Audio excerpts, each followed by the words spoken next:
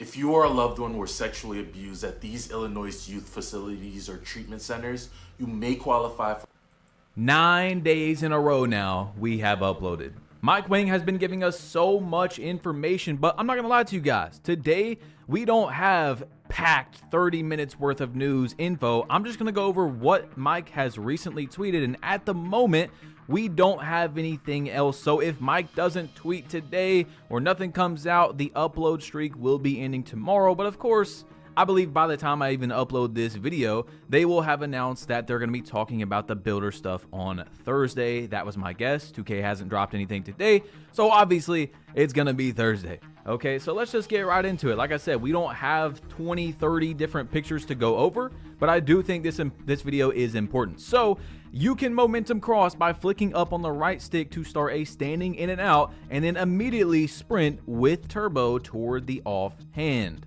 So you are able to momentum again on 2K26. A lot of news that Mike has been coming out with concerning the dribbling has been just mechanics and all that were in previous 2Ks that are being added back. But it is still getting a lot of dribblers excited. Steezo even made a post off of that. Then you got G-Man commenting and saying, Mike, I'm speechless.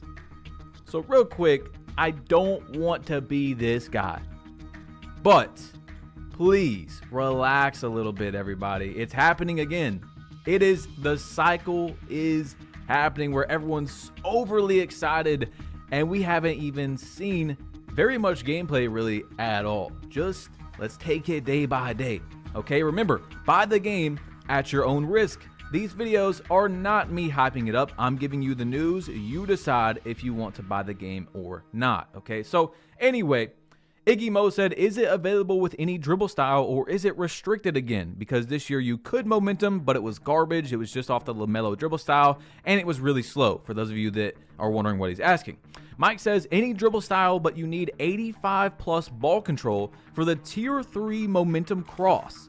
60 to 84 for tier 2, which is a little slower, and 60 and under gets a garbage one. Now that's actually pretty big information for anyone that cares about dribbling, because to me, what I just took from that is, well, it's going to be like 2K20 dribbling in terms of the system, the tiers. In 2K20, there was 3 different tiers of dribbling. The game that you're seeing right now, okay? And honestly, tier 2 dribbling was so good that people like me and Steezo, we said that tier 2 dribbling was better than tier 1. Like, in my opinion, I thought tier 2 was better than tier 1 in total. So we will see how 2K26 is, but that's kind of what it's sounding like from what Mike Wang said. Okay, so this guy said the return of the Curry slide, and Wolf, a 2K developer, former 2K League player that became a 2K developer, said, yes, sir, a few other really good behind the backs as well. So again, guys, these are just things that 2K had previously had that they are bringing back. Now with higher game speed, better fluidity, all that, more combinations, it sounds good. Don't get me wrong, it sounds great. I'm just saying that these are things that have been in other 2Ks. All right, so let's not get too excited about them, bringing something back. So Mike on Reddit, this guy was saying, I'm excited for the fact that RNG's out of the game, but it also worries me a little. We're not going to read this whole thing. Basically saying, like, I'm kind of scared that everyone's just going to be shooting 100% from 3. And Mike said, I'm still fine-tuning, but shooting is in a very good place. Ba-bum. With Bybrick Small Business Insurance, experts do all the homework for you, so you can save up to 20% in 5 minutes. So we will see, because obviously if you have a 99 three-pointer, you should have the biggest green window possible, okay, that you can get. Then as you go down, it needs to get smaller, but it still needs to be a pure window where if you time it in that window, especially wide open, okay, I'm usually only talking about wide open, decently full stamina, you can green the shot. If you have a 73 pointer, you're going to have a much smaller chance, a much smaller window to be able to time the shot. But if you get it in there, it should go in. right? Like it should definitely go in. Now, when we get into contested shots, that's where there has to be a little bit of not really RNG, but something kind of like that, where you're not just going to be able to make every shot because your window is going to be so small the more you get contested. Okay, so I don't know really how to explain it fully. I could make like a graph or something, but let's just go further. I don't want to yap forever on that. So Mike said for rhythm shooting, it's green or miss based on tempo only. If you green the tempo, you'll make the shot. If you don't, you miss. Excellent timing makes greening the tempo easier, but even if you green the timing and miss the tempo, you'll miss. Tempo is not a timing point like it was in 2K25. In 2K26, we're measuring the speed that you move the right stick. The ideal speed of the throw is unique to each jump shot and what you have to perfect to be good at rhythm shooting this year. It's hard to explain, but makes more sense once you get in the lab and get some shots up. So he broke down shooting further on Reddit, and still, I am a bit confused on how it's all going to work. It seems very forgiving. It seems like rhythm shooting is the hand-holding mechanic for shooting this year, where I don't know, it seems a little too but we'll just have to see, okay? I don't want to freak out about something that I don't fully grasp, and I need to play the game, or at least see more footage of the gameplay from creators and stuff coming up soon, in about 2 weeks, and we'll go from there, okay? So anyway, this guy said, I'm telling you, every time I try to shoot the midi, I go straight to the paint and dunk or lay the ball up. And Mike said, make sure your left stick is centered before you hit the shot button. Now, hey, maybe he's right, but from my experience and a lot of other people's, bro, you can be a toenail in front of the three-point line this year going up for a pull-up, and a lot of times you're going to get a layup, like a super driving layup that's just crazy. You know, it's kind of inconsistent versus other years doing the same controls. I don't think they should change anything. It should be like, you know, every year where you just pull up. You just want to pull up and it brings you in for a crazy layup. I don't know. I could be wrong, okay? But I know that a lot of people have expressed their frustrations with that this year. So, guys, like I said in the beginning of the video, that is everything Mike Wang, okay? Around Mike Wang, brand new news, but there is one more thing that I want to go over, and we haven't had the chance to do that because, I mean, we have literally just been, boom, Mike Wang. I mean, it was what, 6 days in a row, 7 days with the drop, with the courtside report that we had Mike Wang. Yesterday, we did finally one Uncle Demi video plus Mike Wang news. Now we've got new Mike Wang news that now we're all caught up as of this moment when I'm making the video. So we'll see if there's going to be an upload tomorrow. But I wanted to go back and look at the gameplay and stuff that we got from the courtside report and talk with you guys about it. Like, actually look at it, because we just haven't had the time to break any of it down. So this is from 2K Labs, the Tyrese Halliburton step back 2K26 and 2K25 comparison. Now, I do believe those look pretty similar. I'm not going to freak out about anything like that, but here is the Trae Young bursting out of a move comparison, 2K25, 2K26. And I don't know if you guys can tell, on the right is 2K26, by the way. There's like a hitch in the speed boost still, or not the speed boost. We got to stop saying that because people just, they don't watch basketball in real life. So that's a 2K term, but it is a very realistic move. Quick first step, explosive launch, whatever you want to say. It still looks a little odd. It could be his dribble style. Here is the Kyrie Irving. On the top is 2K26. On the bottom is 2K25. Definitely looks a little bit more fluid, a little bit more twitchy, but not twitchy enough to where it's unrealistic. But guys, the number one thing that I've noticed, as most of you all know, I do play now every single year. That's how I got into 2K, is I'm just going to show you one more time. I mean, the lighting difference, I got to give it to 2K. Every example we have seen is way better than 2K25, okay? Way better. I mean, huge upgrade. So that's actually going to tie into what I want to talk about with how they've already told us that 2K26 is going to have realistic parks, and the lighting is supposed to be a lot better in 2K26. They told us this whole dynamically changing, you guys know if you've played Park in the last few years. It's time for the Coke debate. Who's the greatest cash backer of all time? I earn 1.5% on finger paint just so you can touch the paint. I got 3% on barbecue, too. That ain't the only thing that's getting smoked. What'd you just say? Cash back like a pro with Chase Freedom Unlimited. How do you cash back? You bought a $120 boldly stylish entire back-to-school outfit for $64, which means you also bought a $120 morning with your kid actually dressed on time for $64. Most people, a very high majority, did not like how the lighting was, how it changed so much, how the court was super dark. I hated it personally.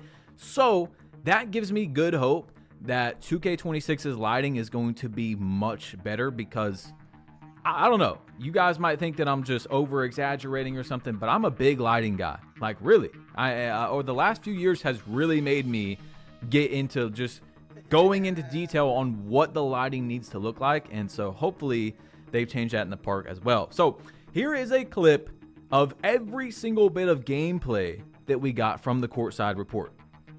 So this is just without all the cinematic BS. You know, this is your gameplay. These are your speed boosts, your bursts, your explosive launches, your passes, your no dip shot right there for Klay Thompson, your quick protect, your step back with the new motion engine or whatever, your go-to post shot that they got, which is going to get just, absolutely snatch blocked by anyone with 2/4 of a brain. But you see, you got your layups right here. You got a few things, okay? That was supposed to be your pass, your wrap pass, and then Kyrie right here. That's what we have, okay? That's what we've got that's it. It's crazy because 2K literally comes out in about 3 weeks, and we've got 40 seconds of gameplay to go off of. So from what we see here, like I said, guys, the number one thing to me is the lighting looks so much better. I don't really know about this new motion engine. We'll see if that does make the steps look more realistic and less slidey, less skatey. I don't really know. The no dip shots are going to be really interesting because as of now, Mike Wing said they have the same green window, but they are subject to change. And that's the only thing so far he said is subject to change. So I think it's going to. It doesn't make sense. That's all of it right there, by the way. It doesn't make sense that you get a big advantage by simply just holding LT to go into a catch and shoot shot. Everyone's going to be doing that, and it has the same green window as a non-catch and shoot shot. Like, let's just be honest here, right? Let's be unbiased, whatever you want to say.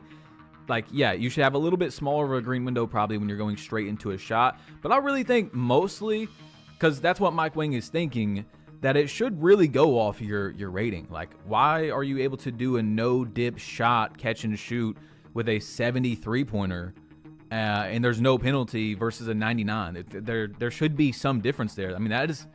It's a huge mechanic if this works how they're saying it does for the game. Everyone's going to be holding L2 before the shot. So if I have a 99-3 as a spot up, why am I like, bro, those guys are way better at no dip. Steph Curry's way better at a no dip catch and shoot than someone who's shooting 28% from 3 doing a no dip, right? So that's just all I got to say, guys. Like I said, this is not a 30-minute video. As of now, that is every single bit of information. The 9-day upload streak might end, but we'll see. Mike might go on a tweeting spree. Uncle Demi might drop something. Of course, they're going to announce the builder information is going to be on Thursday because they haven't announced it today.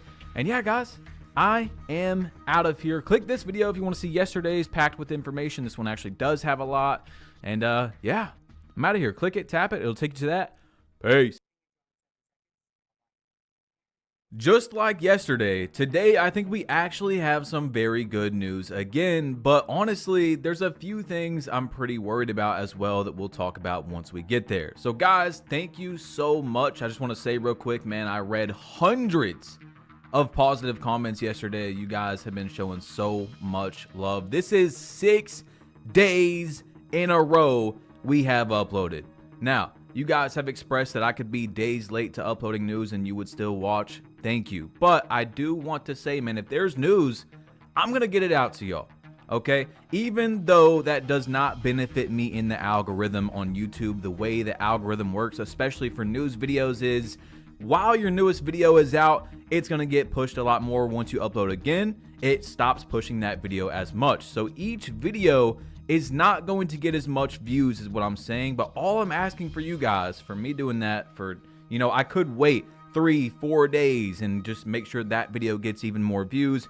Just drop a like for me, okay? I'm not asking for money or nothing. Slap that like button for me and let's get into it, man. So look, we got some pretty big information. Yesterday, no RNG. Today, this one I love a lot. Are there any changes made?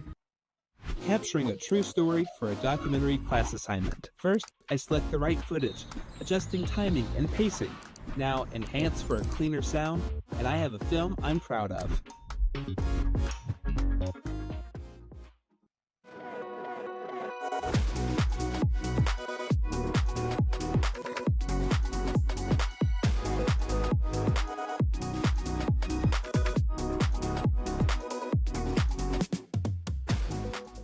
To address L2 dexing. We've made efforts to reduce the unrealistic motion / cuts that can result from dexing. Attempting to use dexing to cut back and forth repeatedly will consume adrenaline. That's huge. As you guys know, unless you're only playing Rec or Pro-Am, you probably haven't experienced a lot of L2 cheesing, but it was the biggest issue in the park this entire year, and I had people telling me there was nothing 2K could do about it. Nothing. I mean, there is very many options that could be explored, could be tried out to make it less effective. Will it ever completely be patched? Probably not, okay? But it could definitely be made a lot less good. Now, look, Power said, did you make any changes to address the L2 exploit on 2s? And Mike said, we made the ball extremely vulnerable to steals when posting up far from the rim to mitigate the L2 cheese. Again, another option that they have done to make this playstyle not as good. People are still going to do it. They're going to find the best way to win games, even if it's just not fun at all and not even close to real basketball. They're going to do it. But real quick, guys, I want to say, man, in the previous video as well, we talked about how 2K is holding me back on some things, and each year they're making it more of a disadvantage for me. And some people have took those words and started hating on creators. A few creators I've been seeing, you know, get hated on. And I was talking about 2K, guys. 2K. There are lots of creators, and I say this every year, that deserve that it's the bare minimum that they get a logo and get, you know, what they're getting now. For example, Joe Knows, Double H. Just because you go to an event or have a logo or something doesn't automatically mean you have sold your soul and you're an awful person. There's actually a lot of creators that really deserve what they get. Joe Knows, Double H, they have been speaking their mind. If you watch the videos, they have been honest about the product. Double H just said a few weeks ago that 2K25 was the worst gameplay of all time. These are not people that are just biting their tongue to get what they want. So all I'm saying is, guys, if you follow me, if you like these videos and stuff, just don't be that guy. All right? I was not talking about creators, okay? I'm talking about 2K. Anyway, let's not talk about that all day. If you don't green a rebound, can you still get it? What happens when two people both green a rebound? Man, people have been so crazy on this, but you can still grab a rebound if you don't green the timing. And if a little player is trying to out-rebound a big, excellent timing will often not be enough to secure the board. If the big makes zero effort and just stands there, the little guy will have a better chance with perfect timing though. If two players green the rebound timing, the outcome is decided by positioning, ratings, and height. The core mechanics around how rebounding works isn't changed in 2K26. Timing your jump has always been an important aspect of rebounding. The indicator was added just to help players understand how the rebounding works. So this is where I actually look back and I'm excited for what was the big drawbacks, the negativity, the criticism from the trailer, from the courtside report that we got. And the biggest one was having to green rebounds. First of all, that's not true. It is just an indicator. So Double H's tweet that I showed yesterday had over 1 million views when I showed it to you guys. It has 5 million now about greening a rebound. And it's just his tweet. People took that and ran with it so far, it absolutely blows my mind. Okay, so look, 2K Toots made a good video today, and this is showing you the difference between 2K25 and past games and 2K26. Everything is the exact same, guys, except you're going to get a feedback. That's it. After you get the rebound, you're going to get a feedback. You have always had to, in a way, time a rebound, all right? When to jump for the rebound. So that's where I go back to saying the two biggest things that people took away negatively from what we've seen are a big overreaction. First of all, the rebounds is just not true at all. Now, the second one was the alley-oops.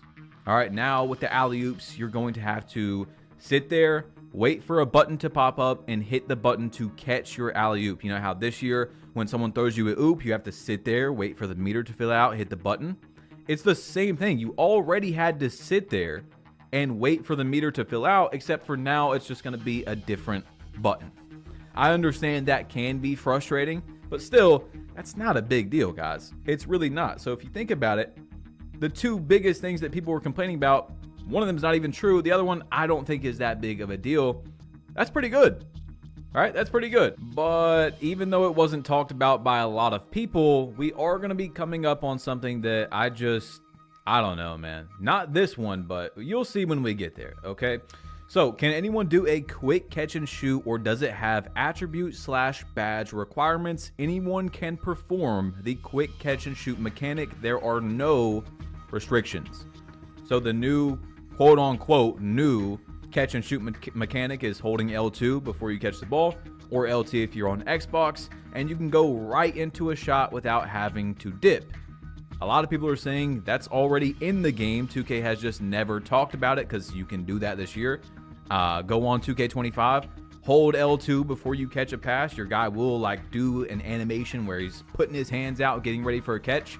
But maybe they expanded upon that. I don't know how it's any different. I don't even think you can find the L2 thing in the controls in the 2KU this year. So what I think 2K is doing is it's pretty much the same, except for now they're like, hey, this is a control that you can do, but we'll see. Now, if you or a loved one were sexually abused at these Illinois youth facilities or treatment centers, you may qualify for significant financial compensation from a state-established fund. More than 800 individuals have come forward with allegations of sexual abuse at these facilities, with claims spanning decades, prompting legal action and increasing public awareness. If you experienced abuse while at any of the mentioned facilities, you can now confidentially report the incident and check for potential compensation. Don't wait, as time to file your claim may be limited. Click the Learn More button now.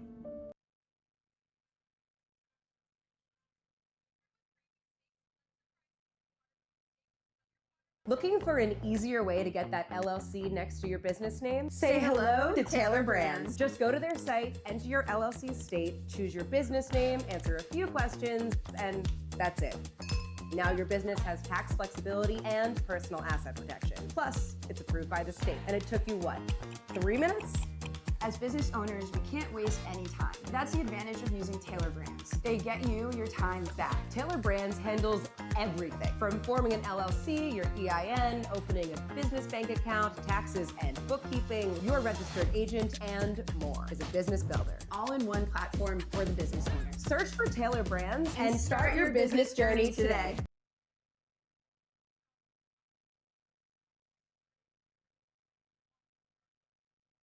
This one is pretty interesting for my slashers and stuff, okay?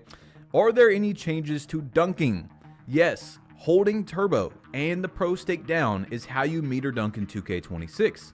This will also encourage more flashy dunks, but you can also get flashy dunks on the shot button if you're wide open with no trailing threats. The meter dunk logic has changed a lot and you'll notice a much bigger green window on open dunks, both driving and standing. All right, so this year on 2K26, you will not have to flick up and then down, or however you guys activate the dunk meter on this game.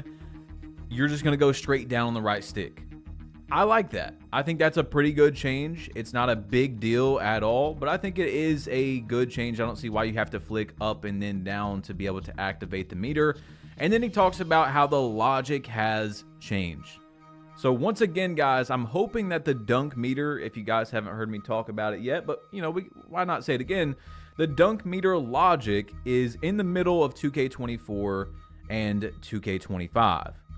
2K25, the logic just isn't that good, but in 2K24, there was no, and I know 2K loves to say this word right here, but dynamic meter. All right, so once you started your dunk, it didn't change. Even if a 99 interior, 99 block center jumped in the way, good position as well, you would still have the same dunk meter size. If someone, while you were going in for a dunk, didn't even attempt, not even tried to contest the dunk, but once you started the animation, they were like in the way and the system read that, you would have a small meter. That was an issue on both sides of the ball. I would say in total, it was better for the offense in terms of the balancing, but on both sides, the logic didn't make sense. They tried with 2K25. They made it a little bit better throughout the year. 2 or 3 patches was made to the dunk meter, but I still hope that it's in the middle. I think there's still room for improvement on the dunk meter, so we will see. All right, I don't want to talk about that forever, but this is where we start really getting into where I'm speculative and maybe even worried about 2K26 in this part. But it says, how does rhythm shooting and button shooting compare? The goal was to make both rhythm and button shooting viable options with neither having an advantage over the other. But they are very different mechanics, so it's not really possible to directly compare them. Some will be much better with the button, and some will be much better with the stick. Rhythm shooting is definitely more rewarding in my opinion though. I just don't understand that. I really don't get it. How are you saying in one sentence that it's pretty much the same, button and rhythm shooting, and then you're like, but you know, rhythm shooting might have an advantage, and I think it does. How? What is the difference? Like, yeah, you can speed up your shot or slow down your shot, but let's just keep going further, okay? Because he explains it a little bit more right here. Can you explain how the rhythm shooting works? Can I still green a shot with early or late timing? Rhythm shooting is basically all about mastering your shot's unique tempo. There's still an ideal timing point for when to push the pro stick, but you don't have to green the timing to make the shot. However, the better you time the release, the more wiggle room you have to match the tempo. The timing of the right stick movement and the speed of the stick throw will also affect how the animation plays out. So if you start the push early or throw the stick fast, you'll see the shooter rush the animation. If you delay your push, you'll see the player hold the set point and hang a bit before starting the shooting motion. And if you throw the stick too slowly, you'll see a lazier looking follow through. It's great if you need to intentionally rush your shot to beat a closeout or low shot clock, but your green tempo window will be much smaller. So every single rhythm shot, depending on even if it's a super flick up, like where you're just boom, throwing the ball up, or holding it out to where it's a super late release. Let's say like Kobe, for example, is the one that I used yesterday, is where a defender would jump on him and he would kind of hang in the air to wait for the defender to come down and then release his shot. Like basically he was going to get blocked if he released his shot normally, so he kind of hung in the air and then released it. That's what they're looking for from what I'm seeing. That's what they're trying to emulate in 2K26, but it is odd, very odd. It's like every single shot is still greenable, no matter if it's a very late rhythm and tempo and all that stuff. We'll just have to see when the game comes out. Another thing I am a bit worried about is, of course, like I've told you guys, with no RNG, it's probably going to be easier to cheat. 2K needs to be on top of the cheaters heavily. let's say they're not on top of the cheaters. Well, I have this like feeling, because once again, I still can't wrap my mind around this whole rhythm shooting thing, but I have a feeling there's going to be some sort of Titan script, Zen script, you guys know the technology these guys use advance every year. 2K has done method after method to try and slow down the cheaters. This year they were trying to see if cheaters can't cheat in the stage and Pro-Am by taking away the meter, and like completely taking away the meter, and they found a workaround very quickly. There's still people cheating without the meter. So that's why I say, guys, again, do not penalize the majority because of the very small minority, okay? It sucks that people are going to cheat no matter what, but it's going to happen. These guys, bro, they don't care. Until 2K is like, console banning these dudes, and Microsoft and PlayStation, because apparently it's more of a third-party issue, and this is happening on a lot of games. Until they really step up and start banning these guys or whatever they got to do to detect the software, it's going to be rough, okay? But 2K does have some sort of software that can ban cheaters. So hopefully they use it. Anyway, back to what I'm saying is, I think that the cheaters, and this is just me just completely just thinking about what's going on with this rhythm tempo thing and all that, they're going to have some super fast release. Like they're going to use Patrick Mills, whatever, with the fastest releases. And they're going to have some sort of tempo glitched Zen, whatever, that can like. When we picture the future of work, we see you at a company that sees and supports you, where you discover new passions and learn skills that help you pursue them and find your next big career move just down the hall. The future of work is a career that grows with you. We're back with 3 amazing teams. Bang! Let's go, team! Who will win the key to Neo City? You shall not pass! Do the fastest shot possible with this new, technology or whatever you can do with the rhythm shooting, to where every shot is the absolute fastest like flick up you can do, and it's going to be unguardable. So again, it's up to 2K to be on top of the cheating.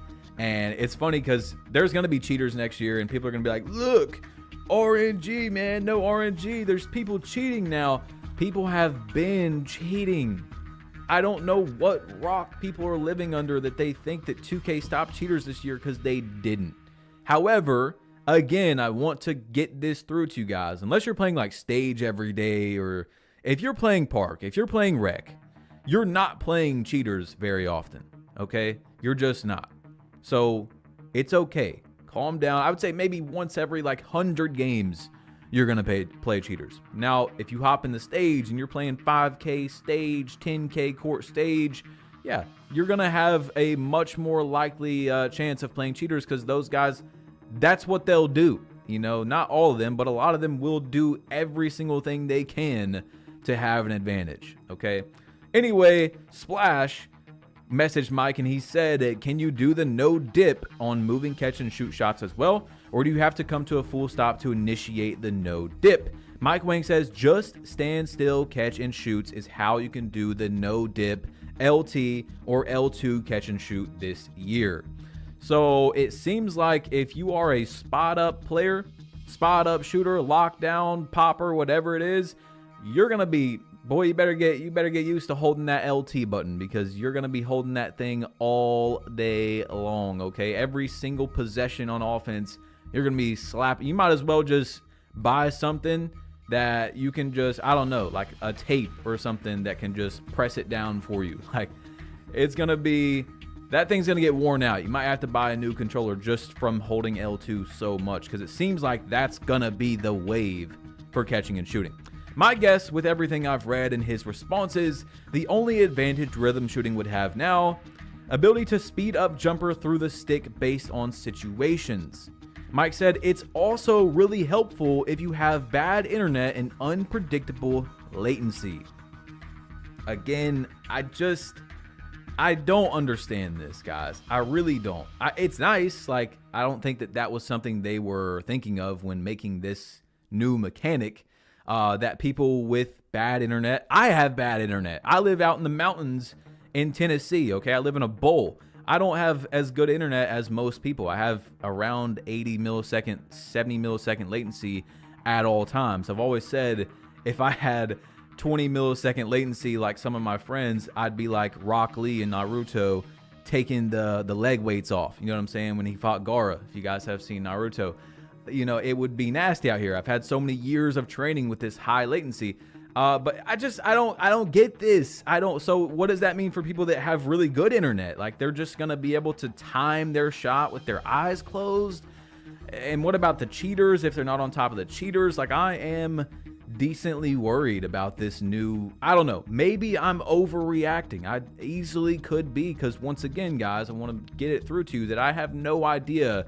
I need to really just at this point see it. Like, I need to play the game for like a week to just even wrap my mind around this, because it doesn't make sense to me. Okay, maybe I'm a bot. Okay, I might be, but let's get into the next thing. All right, I'm just expressing some of my worries for this game because I got to do that. Okay, we got to do that. Dime said, Dime work, does this work in the same way for pull-up, jump shots, or leaners? So can I basically initiate a pull-up, have the defender jump, hang and release on the way down pretty much? So like the Kobe example that I gave you guys, and Mike said yes, but the longer you hang, the more precise you have to be with your tempo to make the shot. And we put a ceiling on how long you can hold the set point before the shooting motion automatically starts for visual reasons. So I've been trying to get into this on-court dinner at the Garden. I tried giving my name, nothing. Tried giving another name, Benjamin Franklin. Almost got arrested. Turns out all you need is a Sapphire Reserve card. You don't need to bribe anybody. Here's how we created our Pet Steps app for class project. First, the brush. Now the lasso for tweaking. Perfect. Ready for color. Then you drag it into our design, and done.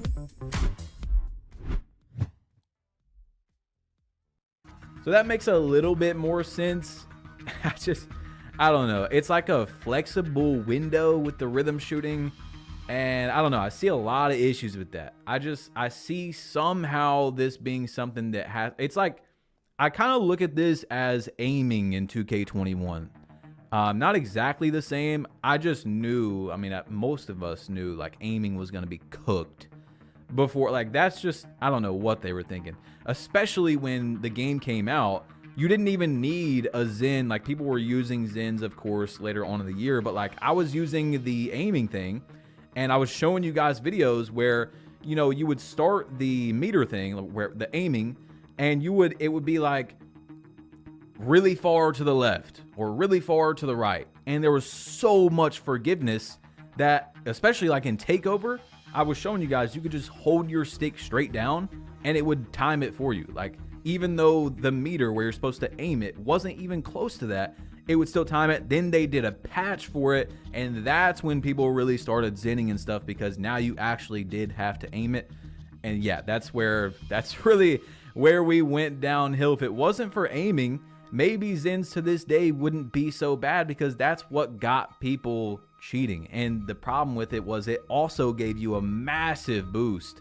So you had a boost for your shot meter off, or sorry, yeah, because you could do it with the meter off. You could aim with the meter off, and then you had it to where people were doing the Zens, and it just glitched the contest system. It was really bad, bro. It was really a mess. Anyway, can you only do no dip shots with the rhythm shooting, or can you do it with the button too? And Mike says you are able to do the no dip catch and shoots with the button or your rhythm shooting. So that's nice as well. I'm glad they thought about that.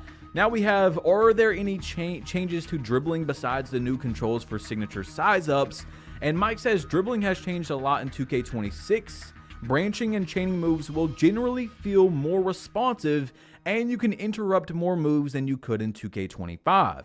We made an effort to make dribbling faster and the inputs more responsive as well. You'll find some great new content, as well as the return of some old favorites like Pippin's behind the back wrap. So I think dribble heads will be able to create some nice highlights this year.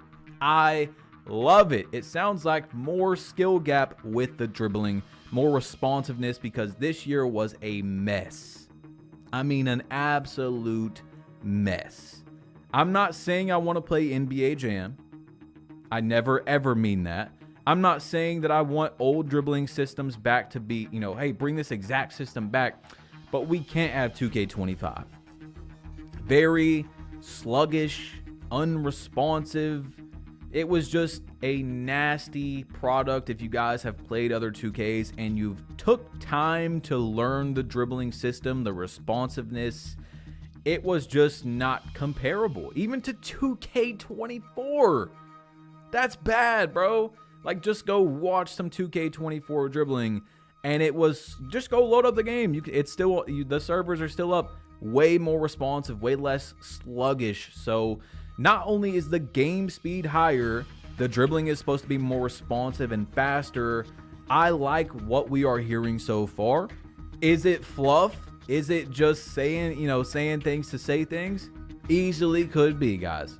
We'll have to see when the game comes out. But when I say I like it, I'm just going off what I'm reading, okay? And so far, it's sounding very much more promising.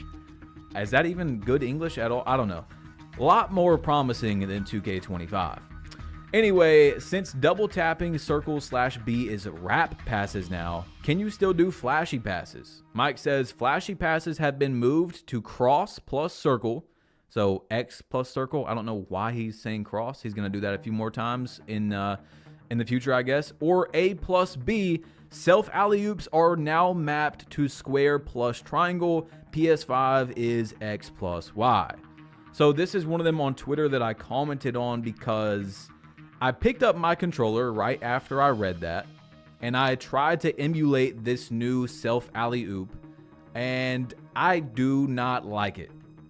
It's not the end of the world, but it just, I mean, just pick up your controller and hit A plus, like, just try to do a few dribble moves and then hit A plus B. Then act like you're doing a few dribble moves and hit X plus Y. You're reaching over the controller now. I don't like it. I hope in the future, and I feel like no one should give any sort of, oh, you're complaining about this, because so many games, I can't name you a game that doesn't have it, is just give us button layouts to be able to change these controls ourselves. Like, I don't understand why that change was made and why we don't have button layouts. Like, so that way when we're having this conversation, I can just say, hey, I don't like that. I'm going to change it. You can do whatever you want. Now, branching and chaining the moves will generally feel more responsive. I like that, guys. I mean, just the faster inputs. It seems like there's a higher skill gap to the dribbling. I like that LT dexing was worked on.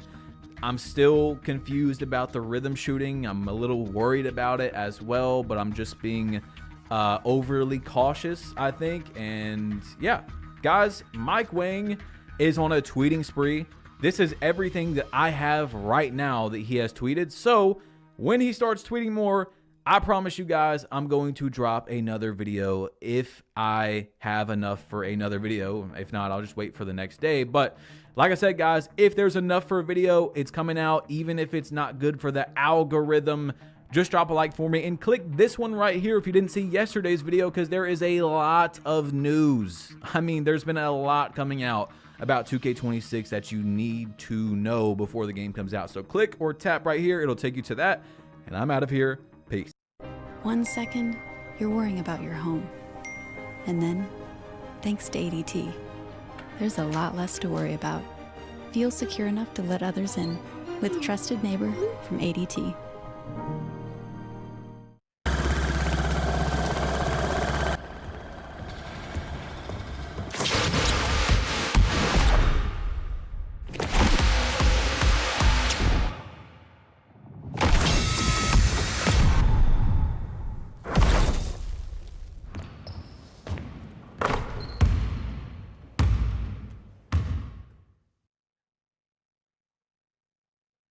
This video is not going to be like our normal news. Lots of people are saying that 2K25 is the worst 2K ever created. What you're watching today is maybe 25% of some of the craziest stuff that's happened to me so far on this game that I felt like clipping up. I want you guys to understand that I have never made a video like this. We talk about issues in the news videos and stuff like that, but today we have a lot to talk about that's very important for the state of 2K25. Now I want you guys to understand that you are allowed to critique a game even if you don't hate it. I don't necessarily hate 2K25, I can have fun on the game, but I do believe that it has way too many issues, especially for being one of, if not the most expensive game to enter in. You have to pay a lot of money for this product and it has a lot of problems. So I think where we should start is from Dazar. If you guys don't know who Dazar is, he's a NBA 2K developer, the president of #SimNation. His opinions do not reflect Take-Two Interactive. He's a 2K employee. And he said this about 2K in 2023. Part of the difficulty is more realistic movement equals less user control. When we make it more realistic, users complain that the game feels stiff because you have to wait for foot plant or ball position to change directions. In a video game, control is king, which conflicts realism. One of the biggest issues with 2K25 for a lot of people is the feel of the game, okay? Lots of us understand that, how the game actually feels. 2K, one of their biggest advertisements, by the way, was precise stops and explosive launches. This was in the trailer. You guys can go back and watch the trailer for 2K25. That was there. But what I did was I sat down for, I don't even know, 15, 20 minutes, and I thought of every issue I could think of in 2K25. Like actual issue. You guys can add to them in the comment section. Please do that. You all know I don't care about getting a logo. This isn't a script, by the way, that I'm reading off of. But I don't care about a logo or, you know, being a part of the cool kids club, stuff like that. I feel like it's very important to be transparent with your audience, the people that watch you, the people that put food on your table with the game that I make content on, because obviously a lot of people feel negatively about it. And so do I. There's a lot of issues with this game, okay? So I sat down for 20 minutes at the most, thinking of a lot of the issues the game has. So let's begin. Hands up gets way too many steals due to passing being flawed. Putting your hands up, right? Just to, you know, guard someone, I guess, like you were actually guarding them on the perimeter, gets way too many steals. Players don't try at all to throw the ball around, above, or to the side of defenders on 2K25. It's been like this for a long time. Cheaters not fixing it at all. They don't fix cheaters, guys.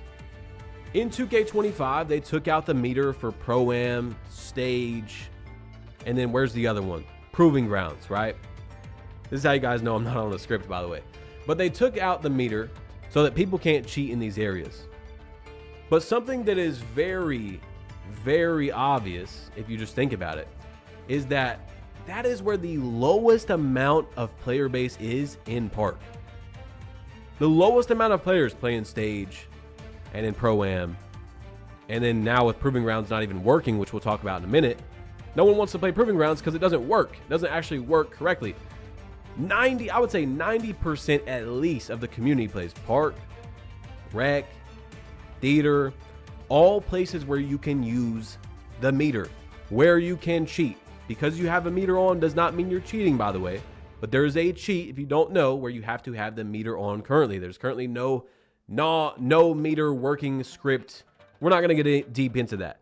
But the game, shooting-wise, has been changed so heavily to try to combat these cheaters, which they can't even combat correctly, that it's penalized all the people that play in the majority of the modes where people majority play. You see what I'm saying?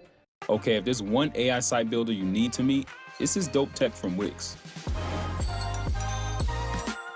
Now this whole flow is a conversation, so your words actually build your website. I'm going for a store. And after a free flowing conversation, I get this detailed site brief.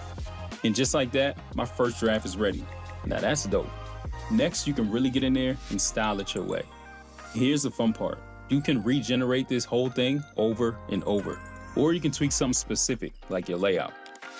Let me describe what I had in mind. Yeah, that's fire. If there was ever a time to speak life into your dreams, it's right now using the Wix AI website builder.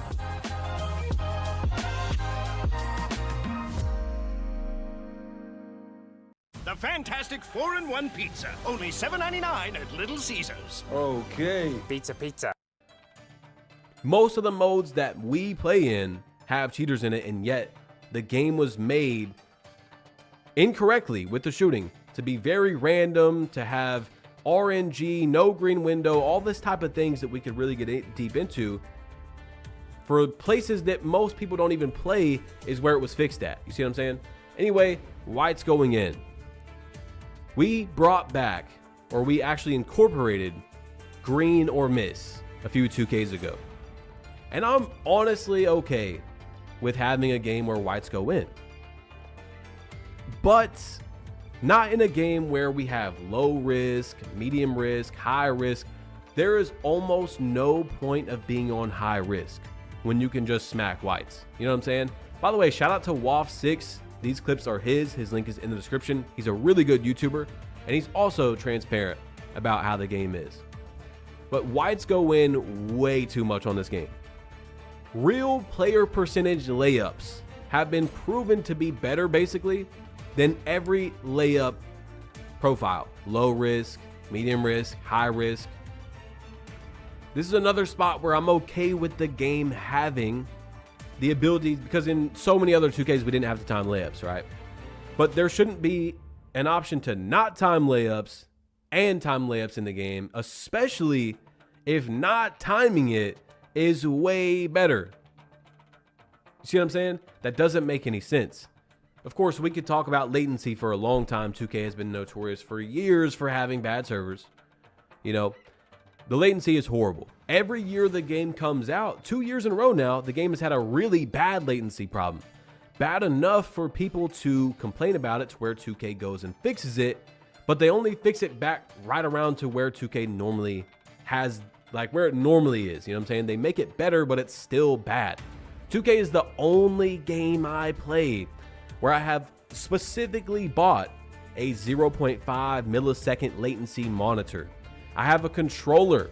You guys know I've talked about the controllers many of times. You can get PowerA, Victrix, but I have many different bought controllers specifically to get less latency, because that's what you have to do all these things, kinda. You don't have to, but it almost forces you, if you want to play where you should be playing in terms of your skill, to buy these things. You know what I'm saying? The controller's plugged straight in to my system, which is another thing to get less latency.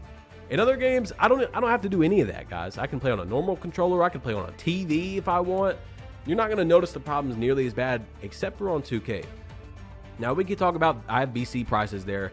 We could talk about that, right? Microtransactions, clothing prices.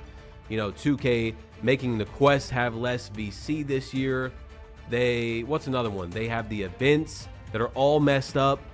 The quests literally give you 2,500, like a good example is Rebirth last year gave you 10,000, I believe. Now it gives you 2,500. You have to do more on the quest to get less VC for a lot of these. They have events. They've just slowly added this into the game now, where double level events, you have to buy clothing to participate in those events. Some of them are cheap, like 2,000 VC, 3,000 VC, but some of the events are like 10,000 for a day. Those don't carry over into the next event. A lot of them don't. You have to now spin that. So let's say someone comes home from work and they just want to play 10 games and get double level. Well, they have to spend 10,000 VC for 10 games of double level. It's crazy to me what's going on, and they're just slowly sneaking things in like that. The contest system is awful. We all know the contest system is one of the worst things about 2K25. And recently, I've played a lot. If you guys have been listening to the news videos and stuff, or my last Kevin Durant video, I played on a Kevin Durant build and my 7-foot playmaker that I really enjoy playing on, my actual build that I made, and then a Kevin Durant on another guy's account. So I played on 2 tall dribbling builds, plus my Wemby build if you want to count that. The only thing I can think of for the contest system being as bad as it is for tall builds to be able to shoot over smaller defenders. That's the only excuse that I could maybe even think of, but I don't want to give 2K an excuse because it's bad. Before we go any further, let's talk about the sponsor of our video, Prize Picks. On here, you can get $50 by just putting 5 in for your first games. Once you sign up with my link in the description, you can go to the NBA, and it's this easy to play. Dyson Daniels, 12.5 point projection. If you think he's going to have 13 or more, you go more. 12 or less, you go less. Steph Curry, 24.5 points. You only got to get one more right, guys. You can do this within less than a minute. 24.5. I think he's going to score 25 or more tonight. I'm going more, and that's it, guys. Link is in the description. Thank you, Prize Picks, for sponsoring this video. You bought a $120 boldly stylish entire back-to-school outfit for $64, which means you also bought a $120 morning with your kid actually dressed on time for $64. Gatorade has the #1 proven electrolyte blend designed to hydrate better than water.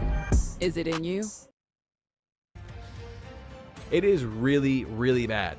And this is one of the things where I have to say, before the game even came out, and I'm sure some of you guys heard me say this before, I told you the contest system was going to be bad before the game came out. Because the way they described it was just like 2K19, which was not a good contest system. I'm not saying it was a bad game. I'm just saying the contest system was really bad, okay? They said basically the most important part of the contest is where the defender is at the very beginning of the shot, and that doesn't fully explain anything at all. That doesn't fully play out how defense should be at all, okay? Anyway, teleport steals and blocks. We've talked about this. You've seen it in this video where the defender will literally teleport to get a block. They weren't even close. It'll knock you out of your dunk meter, your layup, the steals for a while. I don't know if they fixed it now, but you were able to use the right stick to put your hands up, and that would literally give you a teleport steal onto the defender when you weren't even close to them. Another one you guys seen earlier was you're able to reach, miss the reach attempt, okay? So keep that in mind, miss the reach, and then still it like throws you into an animation that teleports you onto the defender and strips the ball out. That's not good for the game. If someone plays good defense, they are there, they hit X or square to reach at the right time and they strip the ball, I'm completely fine with that.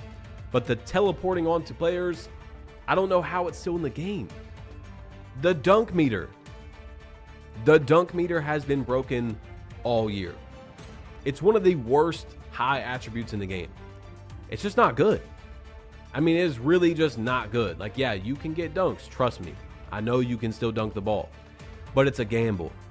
It is literally a gamble. You're better off just rolling the dice and seeing what you get. You know what I'm saying? Hey, I'm going to get 2 this time. You got 1 out of 6 right there to get. You know what I'm saying? Like, that's basically what it feels like. Every time you miss a dunk meter, or at least for me, and I know a lot of people have agreed with this when I brought it up, it's very early, usually almost always very early or very late. It is not possible. I'm just going to say, you know, I've been an above average 2K player for a long time now. It is not possible for me to know how to literally watch the meter, time it right, and then the next time where I miss it, very early. Oh, time it right again. Time it right again. Next time I miss it, very early. It is not possible for me to be doing that. You see what I'm saying? That consistent where almost every time it's a very early. You're telling me I can green, and then very early, green, very early? It doesn't make sense. The only sense you can talk about is RNG. Mike Wang playing God with his own game, making you miss. Literally making you miss. RNG, guys. Joe Knows talked about this. And this is very important, okay? Although it does kind of go out into another game, he said, call me crazy, but 2K25 reminds me of Mario Kart.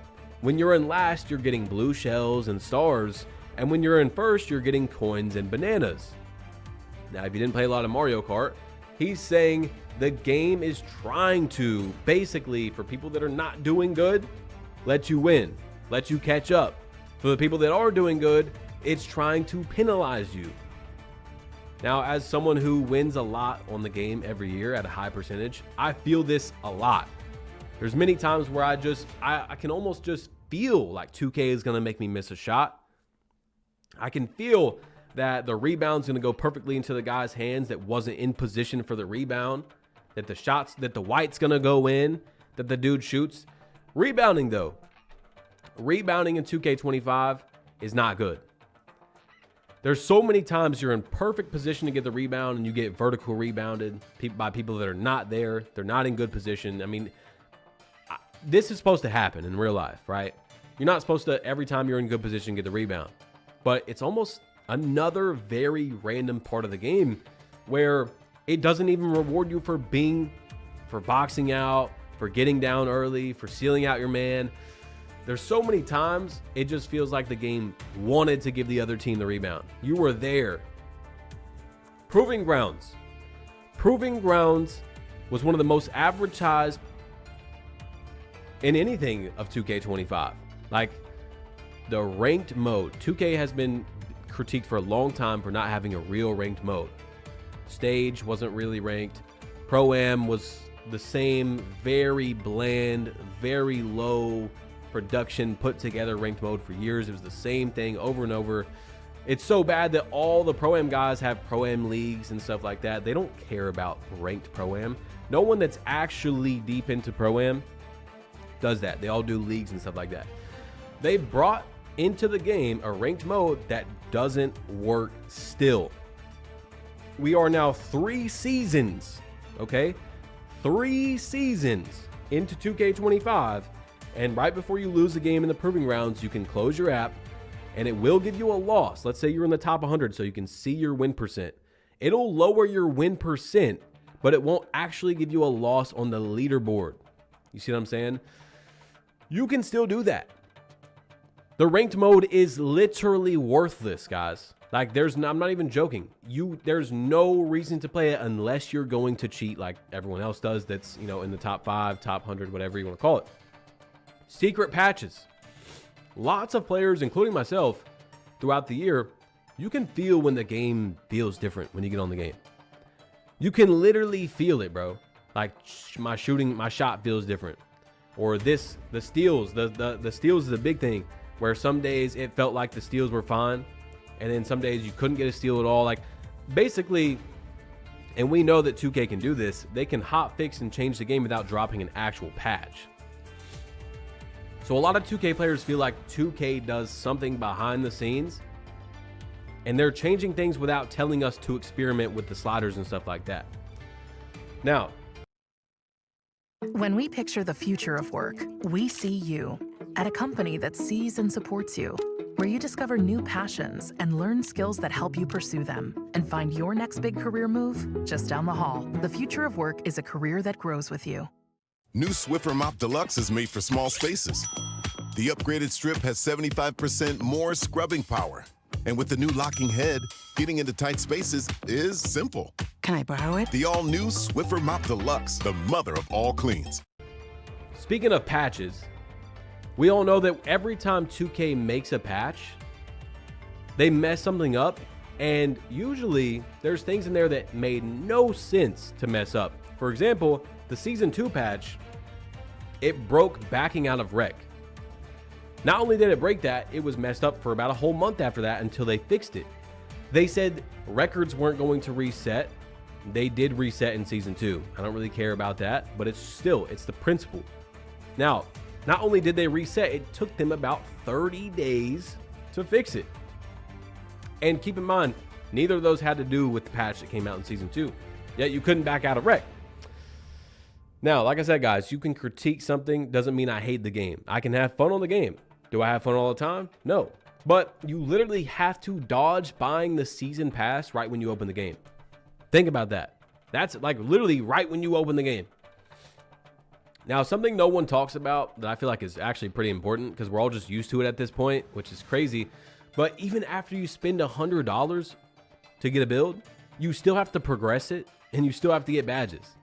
You still have to grind out your badges after spending $80 on a build. Me personally, I feel like you should just have if you're spending that much money and you still have to grind out the build, that's wild to me that people have never talked about. Now, layups are broken and literally are more random than dunks. Like they're actually, I have a 99 layup build that I'm going to make a video on, and it's just the most random ever. It's even worse than dunks with the RNG, bro. I'm telling you, I don't know what it is. Due to RNG being so bad on 3-point shots, the meta on twos, as you guys know, is either a pure lockdown and a post score, if you play twos, you know this, or a 99 mid-range and 99 offensive board build. There's no 3 seconds in most 1v1 courts. That's why post scores are so complained about in those modes. Not because they're actually hard to stop, but because they can get right under the basket and then do their drop step. In most modes, they can't do that. That's why they're complained about. And by the way, the funniest thing about 99 mid-range being the meta, being the least RNG out of any shot in the game, is the fact that mid-ranges are widely known as one of the least consistent shots in the NBA. Percentage-wise. Look it up if you don't know. So, nice realism. Yeah. Where's the realism on that? That mid-ranges are so good that people don't want to shoot threes. They want to make 99 mid-range builds, run around, and shoot. They don't want to dribble. That's what's happened. Now, back to the Desar tweet. Dribbling has been dumbed down after so many years of nitpicking every single move that's effective to where there's only a few good moves, which makes people then complain about everyone doing the same thing without knowing most of them are the cause of that due to wanting everything removed.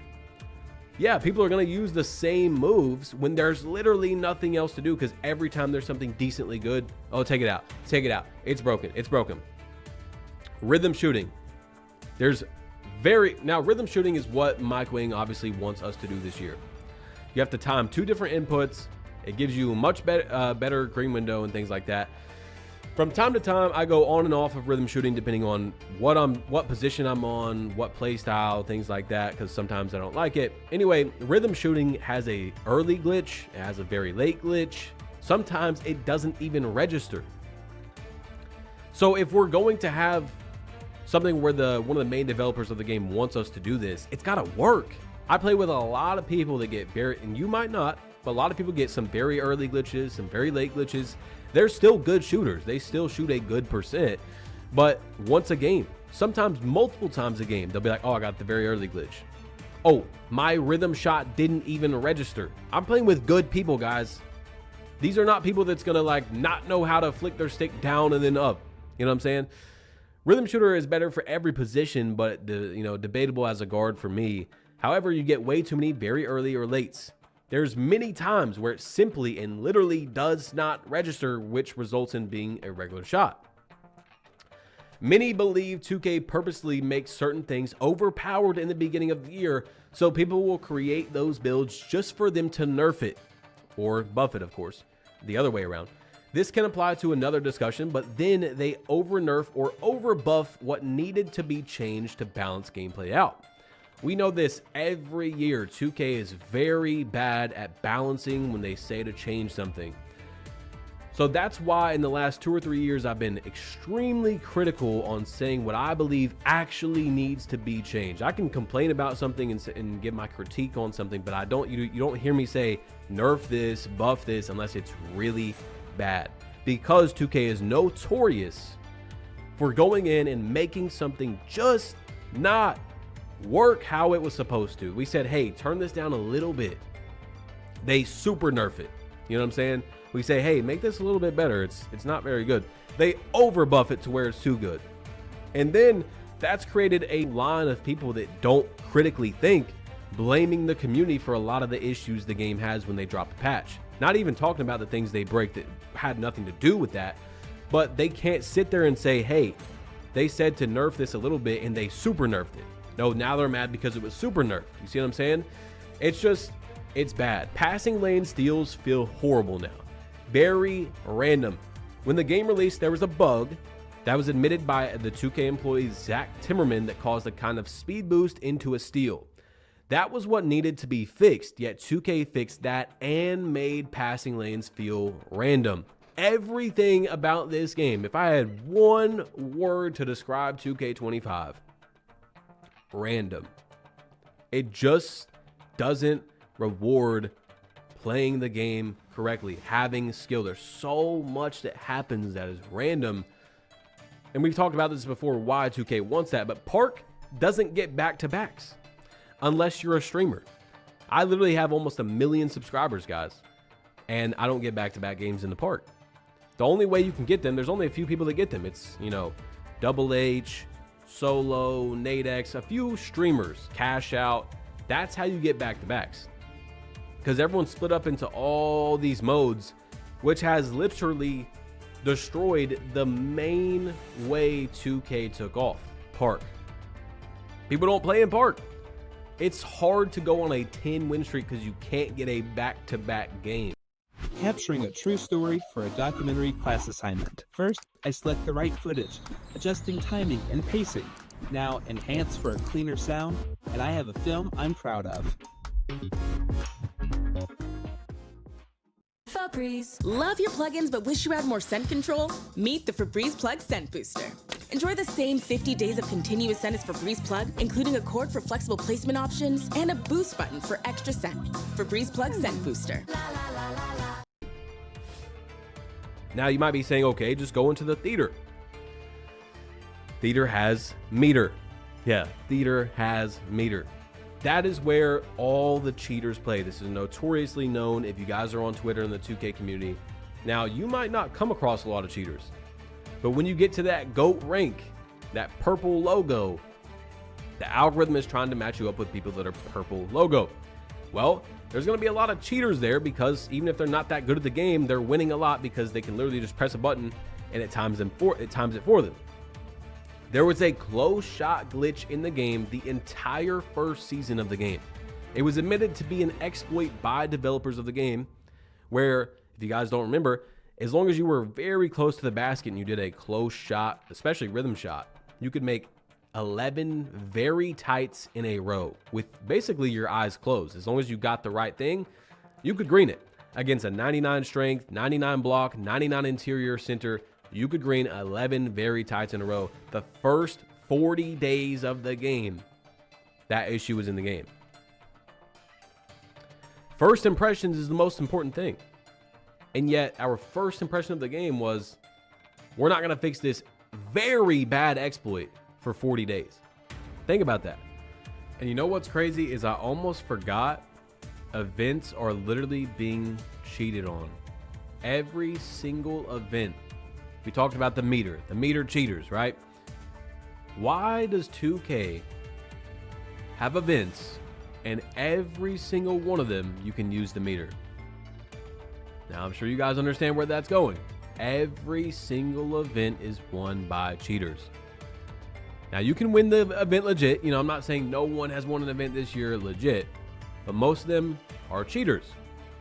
On top of that, there is a new script. If you guys remember, the Titan guys, the Zins, whatever you want to call it, from last year, developed a script where you can kick people out of games.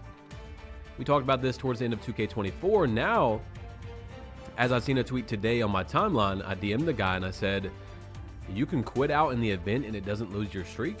He said, yeah, with a certain Zen script. Sometimes it pulls someone out of the game with you and it'll have the same effect. Everyone in top 10 of the event, the Poseidon's Reef that's going on right now, has lost 5+ times. Or like Ethernet splitter with a script or something, I don't know. I don't think you need an actual. So there's some sort of method people are doing now. Not only are they cheating and literally using a Titan or Zen, whatever you want to call it, they're somehow able to quit out of the event with some way that doesn't count as a loss in the event. The events are a disgrace, guys. They are an actual waste of time, and they are a spit in the face of us, of the people that are legit. You will never win an event. There's a very high chance you watching this video, you have no chance because cheaters. And it's getting even worse. Now they can quit out of games or however they're doing it and it doesn't count as a loss. Guys, that's everything that I could just think of in, I don't even know, 20 minutes of sitting down, 30 minutes of sitting down. I want you all to add on. That was no script, by the way. I know it kind of sounded like that at some times, but the only thing I wrote down was the issue. I didn't write an actual script to talk off of, but please let me know in the comment section if I missed anything. Drop a like. Obviously, I'm not going to ever, you know, have a logo or anything like that. But I just felt like this game has so many problems. Like I said, I don't think I've ever done this before. We highlight issues throughout plenty of news videos, but I don't think I've ever made a dedicated video to talking about problems with the game. I just feel like this one needed it. The devs are probably done changing the game with this new Season 3 patch, or almost done. So, I don't know. Maybe they can get some of these things fixed before 2K26, but you guys know how this goes. 2K26 is already in the works, obviously. Probably most of the dev team is over there already. Mike Wang's probably over there already. It's bad. It's bad. Like I told you guys, I don't take the game serious. That's how I can have fun when I do have fun. The other day, it was probably about a week ago now, I had my longest run of 2K in a while. I haven't played a lot of 2K since I was done with the Wimby challenge. It was like mid-October. And I had some fun. It was like probably 5 or 6 hours. I was playing 2K on my 7-foot playmaker, legend dimer, you know, dribbling up a little bit. It was fun. And then the next day I got on, I'm telling you, bro, it was one of the worst sessions I had of 2K ever. I mean, it was just nothing went my way. I'm talking about so many whites going in, people hitting crazy contested layups, and it was rough, okay? The only way I can have fun is not taking it that serious. Like, I mean, I don't know. I like playing a game where I won the game because I won. And the other team won the game because they won, because they played better. In this game, it's probably the least it's ever been like that. Like, yes, you know, I still have a 90 win percentage on the game. And I do win a majority of my games, but there's a lot where I'll lose, and it's awful. It's a bad feeling when you just played it and you experienced the game, like literally making you lose sometimes. You know what I'm saying? Like, I don't know. It's never been like this in 2K, where it's so random, where it just feels like Mike Wang is like, buddy, it's time to lose. I don't know. We could go on for a while. Thank you guys. I have no idea how this video is going to do. Like I said, I don't think I've ever done anything like this. So if you made it this far, comment down below, plug. Just plug to let me know you made it this far. And also, if you haven't seen my 4-hour movie, the best video I've ever made, click it right here. Tap it. My Wimby 60 to 99, no money spent video. It took 20 days of my life in total, including the gameplay and the editing. Click it, tap it, and I'm out of here. You might as well, because I'm leaving. Peace. Okay, if there's one AI site builder you need to meet, it's this dope tech from Wix. Now, this whole flow is a conversation, so your words actually build your website. I'm going for a store. And after a free-flowing conversation, I get this detailed site brief. And just like that, my first draft is ready. Now that's dope. Next, you can really get in there and style it your way. Here's the fun part. You can regenerate this whole thing over and over. Or you can tweak something specific, like your layout. Let me describe what I had in mind. Yeah, that's fire. If there was ever a time to speak life into your dreams, it's right now using the Wix AI website builder.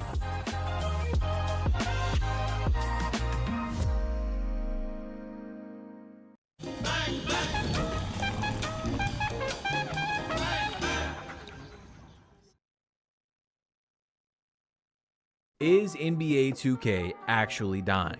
Now that we're a few months into 2K25, I feel like this is a good time to talk about the game and question the franchise in general.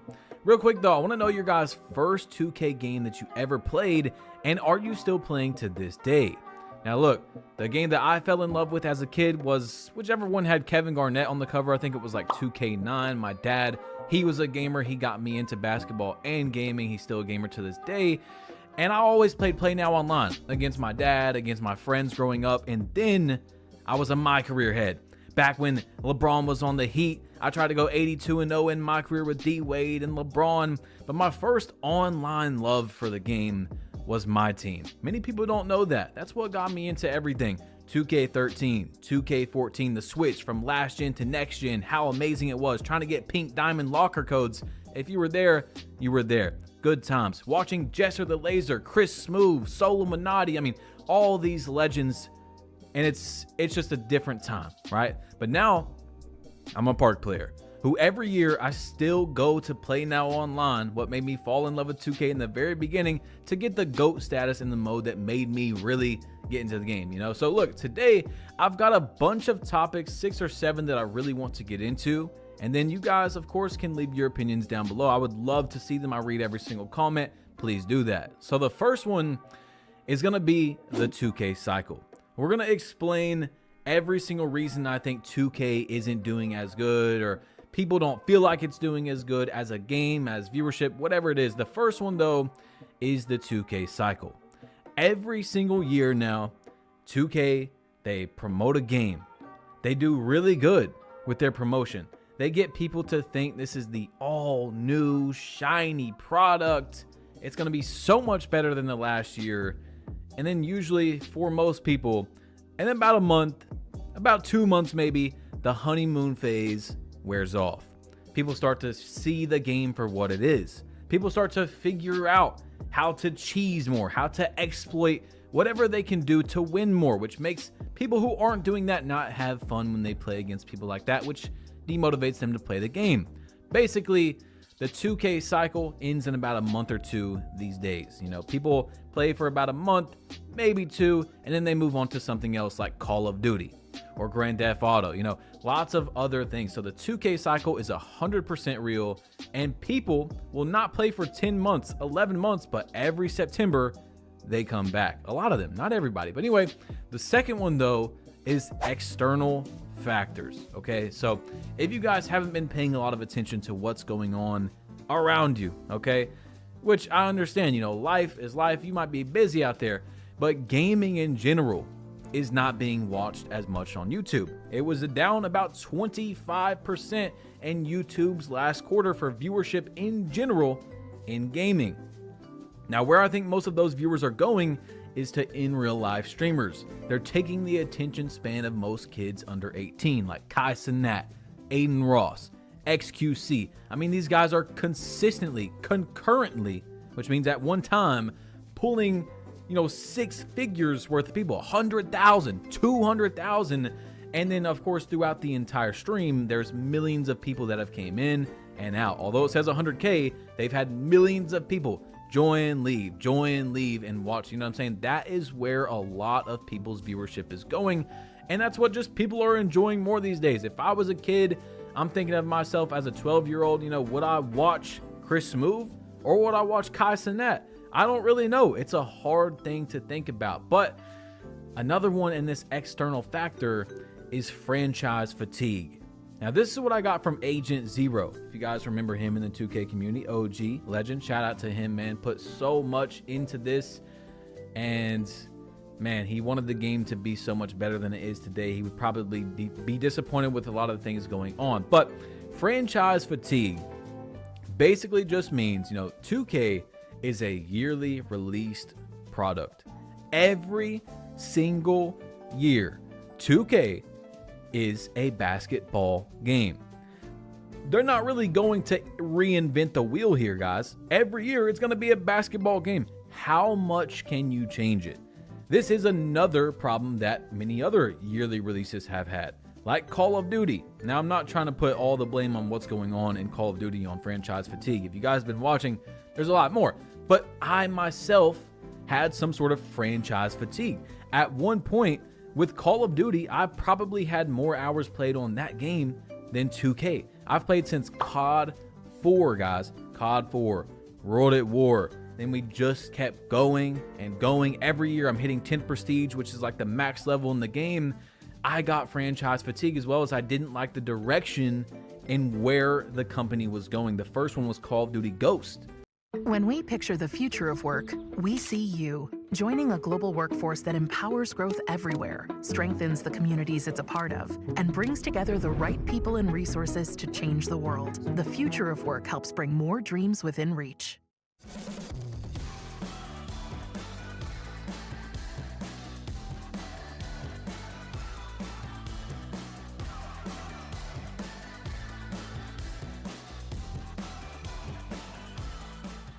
And then we had, you know, the jetpacks and stuff for those of you that know what's going on with Call of Duty.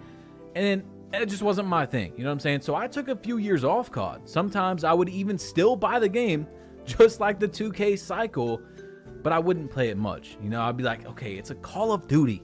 Because a lot of us are wanting to feel what we used to feel back in the day. You know, you want to get on the game and have fun with this product, the same brand that you've had fun on before, and it's just not the same. A lot of people are experiencing franchise fatigue. Every time you load up, it's gonna be a basketball game. You can't do much more. I mean, you can't, like, they've tried, and I don't even think they should have done that with the city and all. You know, we just want to hoop. Okay, that's my experience. But anyway, players are losing confidence and trust, plus post-launch support. Now, I put these two together because I think it's really interesting, but 2 years in a row, the game has launched with latency issues. Bad. 2K24 was worse than 25. If you guys remember, in 2K24, the game came out and it was miserable in the park. I mean, it was so choppy, laggy, delayed, whatever you want to call it. Both years, though, it has took weeks for 2K to fix. I mean, it takes 14 days, 21 days. I forgot exactly how long it's been. You know, I don't know the exact date, okay? But it takes a long time. First impressions are the most important. We all know this. And imagine every year with all the drama 2K brings around, all the criticism. You load up the game and it's still bad servers. That's your first impression. You load up. Some people don't want to wait 2-3 weeks for that to get fixed. They're already done. That was it. That's all they needed. You know what I'm saying? So it's a problem 2 years in a row. And that just brought it back to normal, quote unquote, normal 2K servers when they fixed it, which are notoriously known for being bad. But that's for a whole nother day. Okay, so both times they fixed it, you guys know we still got chops in the game. You'll still go up for a jump shot and your whole screen freezes. You know what I'm saying? Like, this happens all the time. There's still latency like no other online game, especially for a AAA multi-billion-dollar company. There's too much latency. On no other game do I have to buy a special controller to get less latency. I got a special monitor to get a little bit less latency. I went and bought a new Ethernet cable. Like, there's some games I could play online without an Ethernet cable on a TV instead of a monitor. You can't really do that on 2K. You're just not going to perform as good because of their servers. Now, this year there was a close shot glitch. This is why players are losing confidence and trust in the game. The entire first season, as you guys are seeing, of 2K25, which is about 42 days, there was a close shot exploit. The devs even acknowledged it as an exploit when they fixed it, where basically if you did a close shot, post fade, whatever you want to call it, you could green 11 very tights in a row, and the green window was very huge. It was basically the entire shot.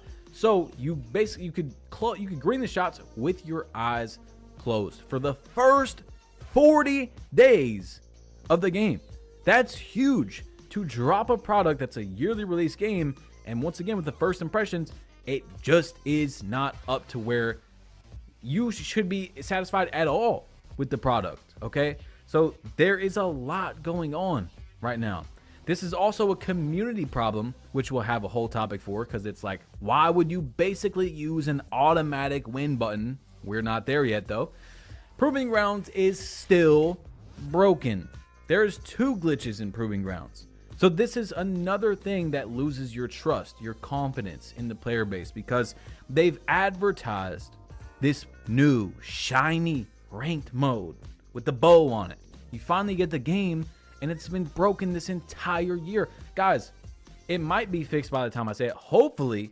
Anytime I'm coming through Dallas, I go to Nick and Sam's Steakhouse. You have to get a reservation with the Sapphire Reserve card. The tables, they go quick because the steak is phenomenal. It's not quite as good as my dad's steak, close.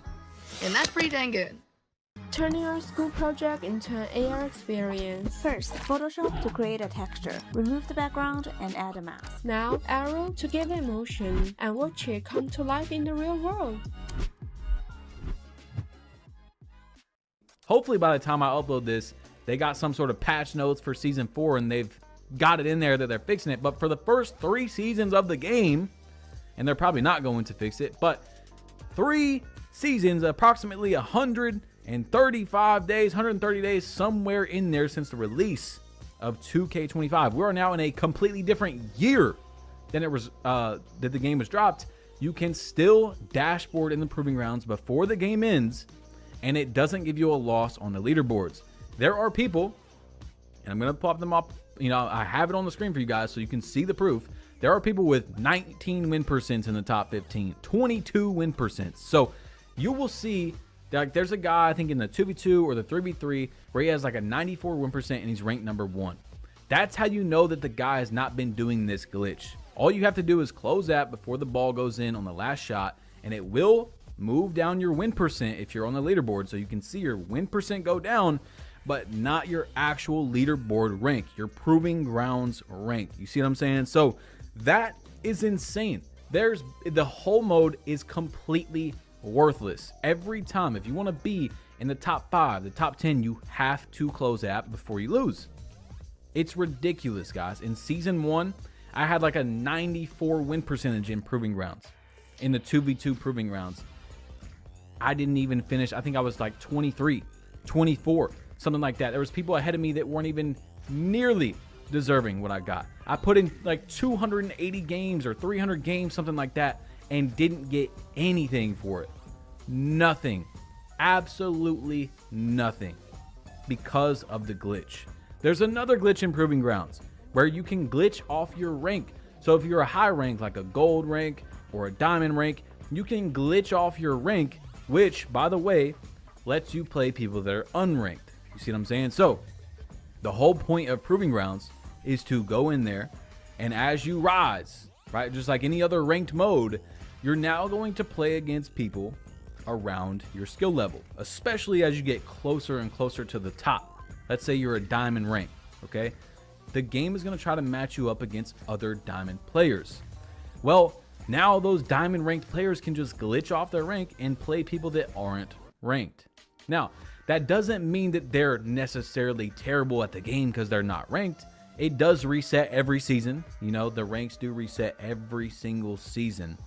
However, obviously, you're more likely to play people that aren't as good when you reset or you glitch off your rank. So there's 2 glitches in proving grounds that have been in the game the entire year. The newest mode, one of the biggest advertisements for 2K25, still does not work. Okay, that's not good. Post-launch support. Where is our fix on that? How in the hell is it not fixed yet? Now, patches changing gameplay. We all know this. If you played 2K, every single year the game drops and it's never the same by the time the game ends. Now, obviously, we need to get fixes out there of exploits like the close shot glitch. For 2 or 3 years now, that's the only thing I really focus on. I don't say, hey guys, I think that steals are a little too good. Let's nerf them a little bit. Hey guys, I think steals are a little too bad. Let's buff them. No, I only try to focus on something that is obvious. 99% of people are going to agree that needs to go. You know what I'm saying? So we understand when exploits are taken out, but the gameplay in general is changed. And we know that for sure that 2K can go in there and hot fix changes. There doesn't even have to be a patch on your console. It just is a update required, restart, go back to the main menu. Now, every time you see that, that doesn't mean that's what they're doing, by the way, but players know when there's changes. RNG, okay? Random number generator. Why would the players have confidence and trust in 2K when RNG is the worst it's ever been in 2K history? Okay, the game is picking and deciding you've made 3 shots in a row, now you have to miss. You have a 95% chance to miss this shot because you've made too many in a row. You can go 7 for 7. Okay, some people are like, oh, I went just 8 for 8 one time, RNG's not real. No, you just rolled the dice and it gave it to you, okay? You got lucky. It's happened. You can do that. Forced momentum changes. We've all experienced this if you play Rec especially. you see the momentum literally being forced. You start missing open shots that you know you timed correctly. The other team hasn't been hitting anything the whole game. Now they're hitting lightly contests. Now they're picking up steals. Now they're getting blocks like from way behind. We know the game has a rubber band literally to keep a team in the game. Now, you're going to beat this team usually anyway, but the game kind of brings it back to like a 5-point game. You know, you're up 20, you're up 30 at halftime. All of a sudden, it's a 5-point game. You didn't really do anything different than what you've been doing in the first half. But let's go back to RNG, though. Of course, that's one of the biggest topics in 2K25. We talked about this in the last video, in the last news video, that RNG isn't as bad as some people think, but it is as bad. So there's people you know that are shooting 25% from 3 and they're blaming RNG. No, buddy, you're just not good. Okay, it's okay. It's okay to be not good at the game, but blaming it on something that is not the truth, no, not good. Okay, do not cope with that. Don't just sit there every time you miss, you go 0 for 7, buddy. That's not RNG. Okay. However, RNG will keep you at a certain percent. There's a reason there is not a single human being on this game. And I'll just give you guys a good example. There are literal cheaters on this game, which is another topic. There are cheaters on this game. For those who want more out of every moment this summer, Mazda has more 2025 IIHS Top Safety Pick Plus awards than any other brand as of May 2025. What more could you ask for? Discover how Mazda has more to move you today. Visit iihs.org to learn more.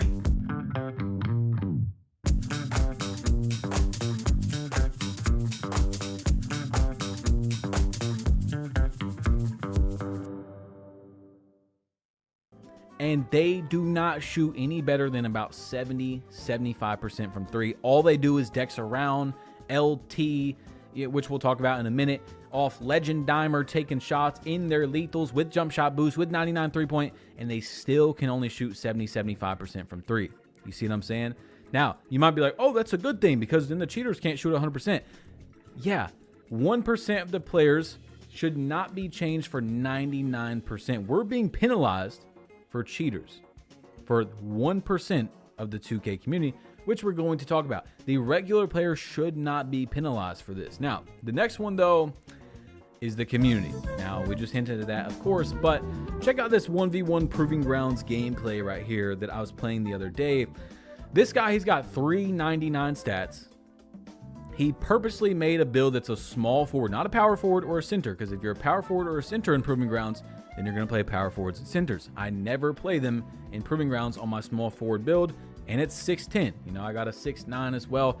What he does is he either, one, does a post spin off of you, right? So you get that animation, it throws you off, and then he has a wide open layup or a dunk. Or if you sit back to not get post spin on, he does a post fade. That's it. That's his entire gameplay. 99 strength and stuff, just moving you out the way. That's it. That's insane. That's actually crazy that people load up just to try to be as exploitive as possible. Now, the next one, though, is a really big topic in 2K right now in the inside of the community, and that's 2v2 dexing. Okay, so LT, cheese, dexing, whatever you want to call it. Now, look, dexing is not necessarily tied exactly to LT cheesing and stuff, right? But, you know, a lot of people think that dexing shouldn't even be in the game, and I kind of understand that. But these people are taking it to a whole nother level. I'm sure most of you have seen, but basically the center holds LT, and you're going to get stuck. The guards running left and right, left and right. These guys got 99 speed, 99 agility, legend slippery off ball, just going left, right, while the center is holding LT and trying to get the guard stuck. Now you might say, okay, well, then the center can play sides. Well, then the guard's just going to shoot a heavily contested. If it's heavily contested, then they're just going to catch and shoot if the center is not, you know, down, right?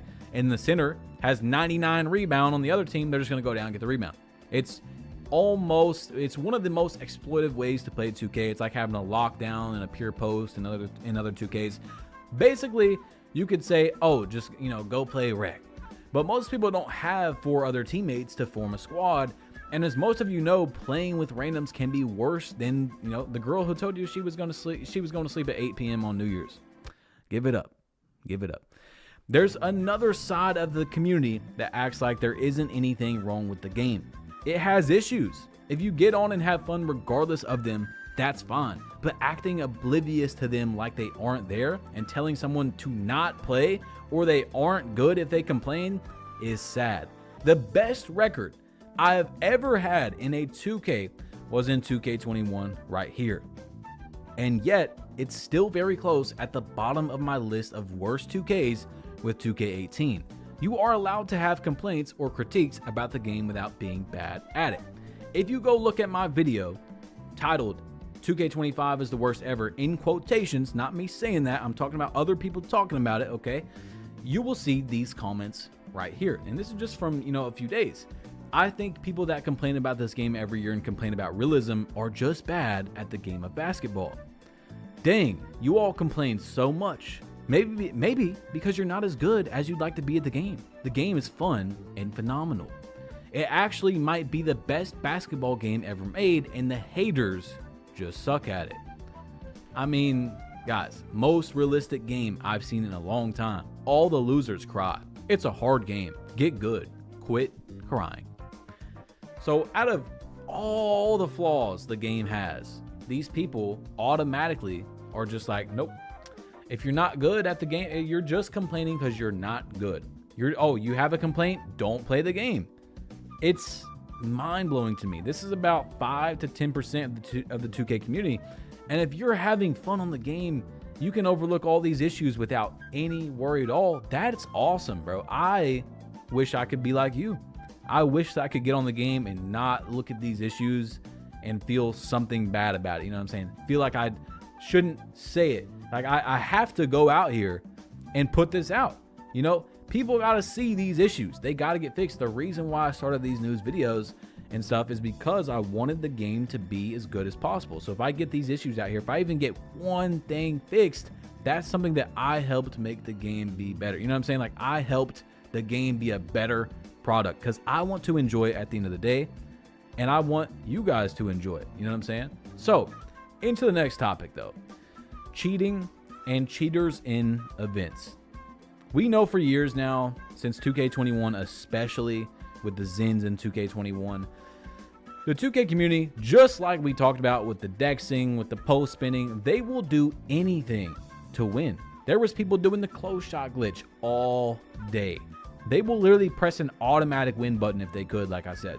Cheating in events.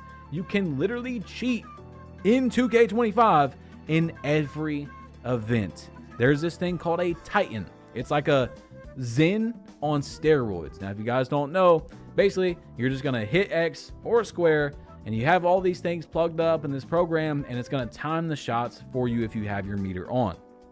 Now, not saying that anyone with meter on is cheating, but that's how they cheat with the meter because it reads the screen and releases it at the top. It's a whole crazy process that I've interviewed someone about last year, and we'll talk about that in a minute.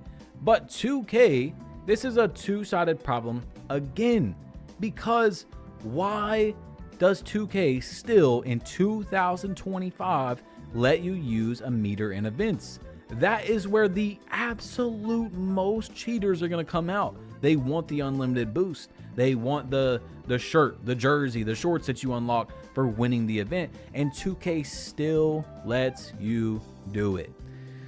Now, a lot of people think the shooting was made because 2K is trying so hard to prevent cheaters. It's just not. It hasn't worked. 2K needs a real anti-cheat or don't do anything at all. Because think about this. Pro-Am, Stage, Proving Grounds. That's the 3 spots in 2K25 where you cannot use a Titan because you can't use the meter in those areas, okay? Maybe there's a no meter script. Maybe, okay? Every time I say this, someone's always like, yes, there is a no meter. I've never seen proof. Show me proof. Every time someone shows me some sort of proof, it's a my court clip. My court is on Super Rookie. We all know this. I could time shots with my eyes closed in my court, right? But these 3 areas of the game, you could say, okay, just go there. Well, it's not that easy for most people. People want to play park. They want to play rec. They don't want to be forced to these modes. You know what I'm saying? Also, those modes have harder sliders, like Hall of Fame and Stage and Pro-Am and stuff like that. 95% of the 2K community plays in the park, in the theater, or the rec. A very small percentage of players care enough to go to the stage or go to Pro-Am and, find 4 other guys to play with. 95% of players are being penalized for 2K trying to fix the very small amount of cheaters.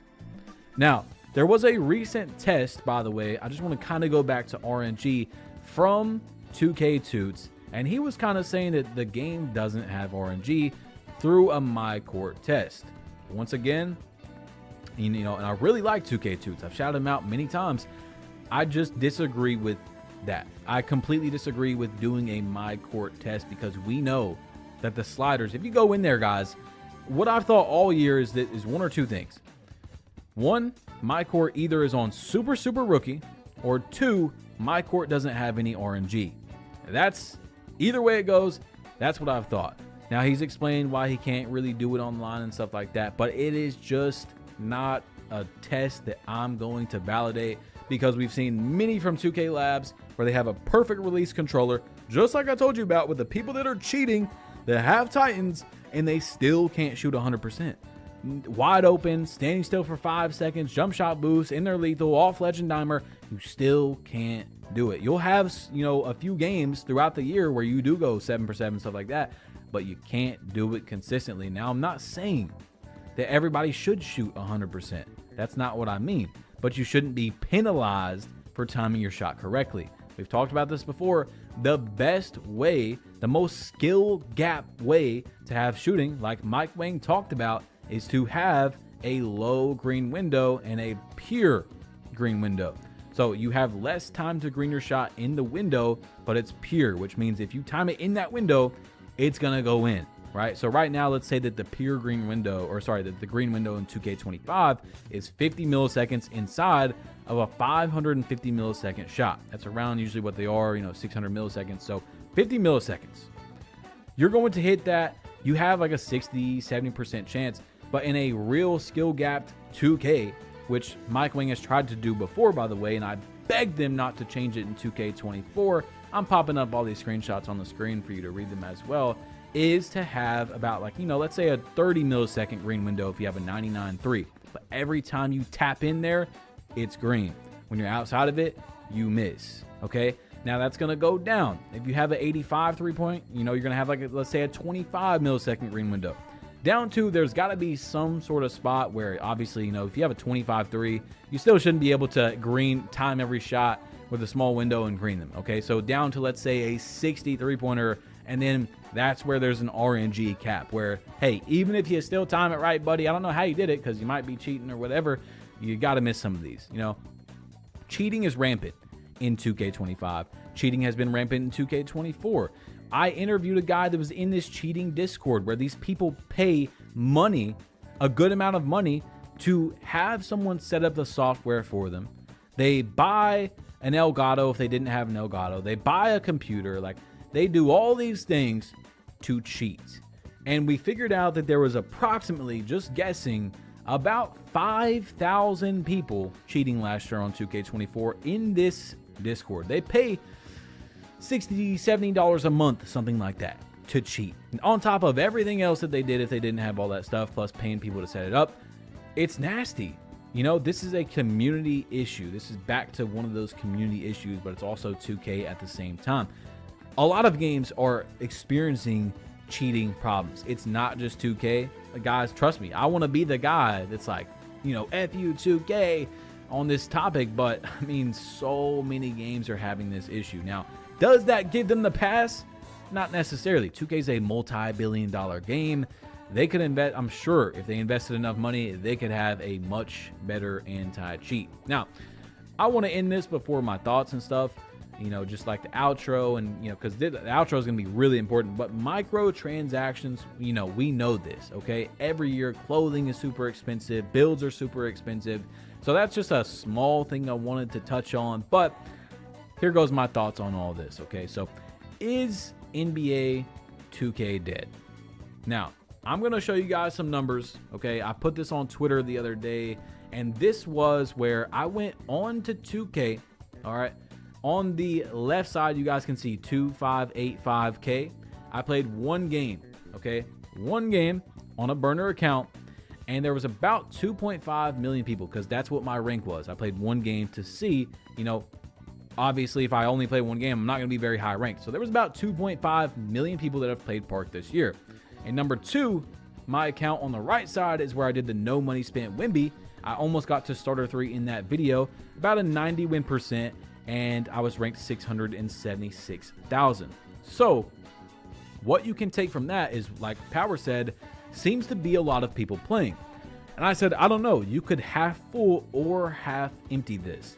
2.5 million people played at least one game, but only about a quarter of them played a few hundred games.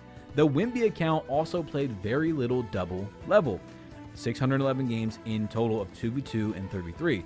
So that's only what, 5 games a day since release? 5 games is, I don't know, 30 minutes.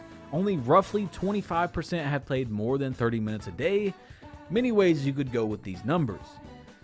Now you also have to keep in mind, guys, that there has been 2 boosts for Rise. If you're in Rise, you've got 2 boosts so far. So you could honestly change those numbers a little bit more. Those people got put up above the Wimby account from the boost. And those boosts are huge, by the way. If you're starter 1, starter 2, you know, you can get a massive boost. So 2.5 million people have played Park this year, approximately around that number, because I just played one game. But you also have to factor in that there's a good amount of people that are not affiliated. And also, of course, 2K isn't just Park. There's many online modes and offline players as well, which, you know, we're kind of about to talk about. Okay, so let's say 3 million people have played Park so far in the year of 2K25. I believe that's a lot bigger than when I did this last year, but I don't remember exactly when the day I did it last year. That's a good amount of people, but at the same time, how long did 2K capture them? Are those players still playing? That's a whole nother topic, okay? So if you look at the sales and compare the peak of 2K, a lot of people don't know this, it's 2K20, you know, when we were all home, stuff like that, they sold 14 million copies. But 2K went down in 2K21, 2K went down in 2K22, and then from this right here, you can see May 25th, 2023, 2K23 had sold over 11 million copies, record VC sales. Over 11 million units sold to date, a record for the series at this stage. This is in May. You still got a few months left in the cycle. I know you might not think it, but people are still buying the game. 2K puts it on sale, stuff like that. So I estimated that 2K sold about 13 to 14 million copies that year. If you go over to 2K24, if you look this up yourself, this is from May 16th. So basically the same time of the cycle for 2K23, they had sold about 9 million copies. 2 million daily users, blah, blah, blah. They use everything they can. That's if someone gets on for 1 minute. It's still, you know, some decent stats, but they do everything they possibly can to excite their shareholders. I do believe in their earnings. They also cherry pick stuff, which we've talked about before, but that's for a whole nother topic, okay? So you see, there has been a drop. I don't know why 2K peaked in 2K23. Honestly, not one of my favorite 2Ks of all time, but it did. That's actually when it really peaked, because you could say, hey, 2K20 sold this, you know, an extra few million copies than it usually does because we were all home. But then that doesn't explain 2K23. That was the peak, and then literally just 1 year later, at about the exact same time in the, you know, cycle of the game, we were at about 2 million less sales. So if you look it up, and it's hard to get these numbers, by the way, if you're questioning why I don't just have these official easy numbers every year. 2K doesn't really give them away, right? 2K doesn't really give these. But if you're looking at it, 2K has gone down a bit, okay? But I believe that 2K is suffering from success. Now, you might be like, what does that even mean?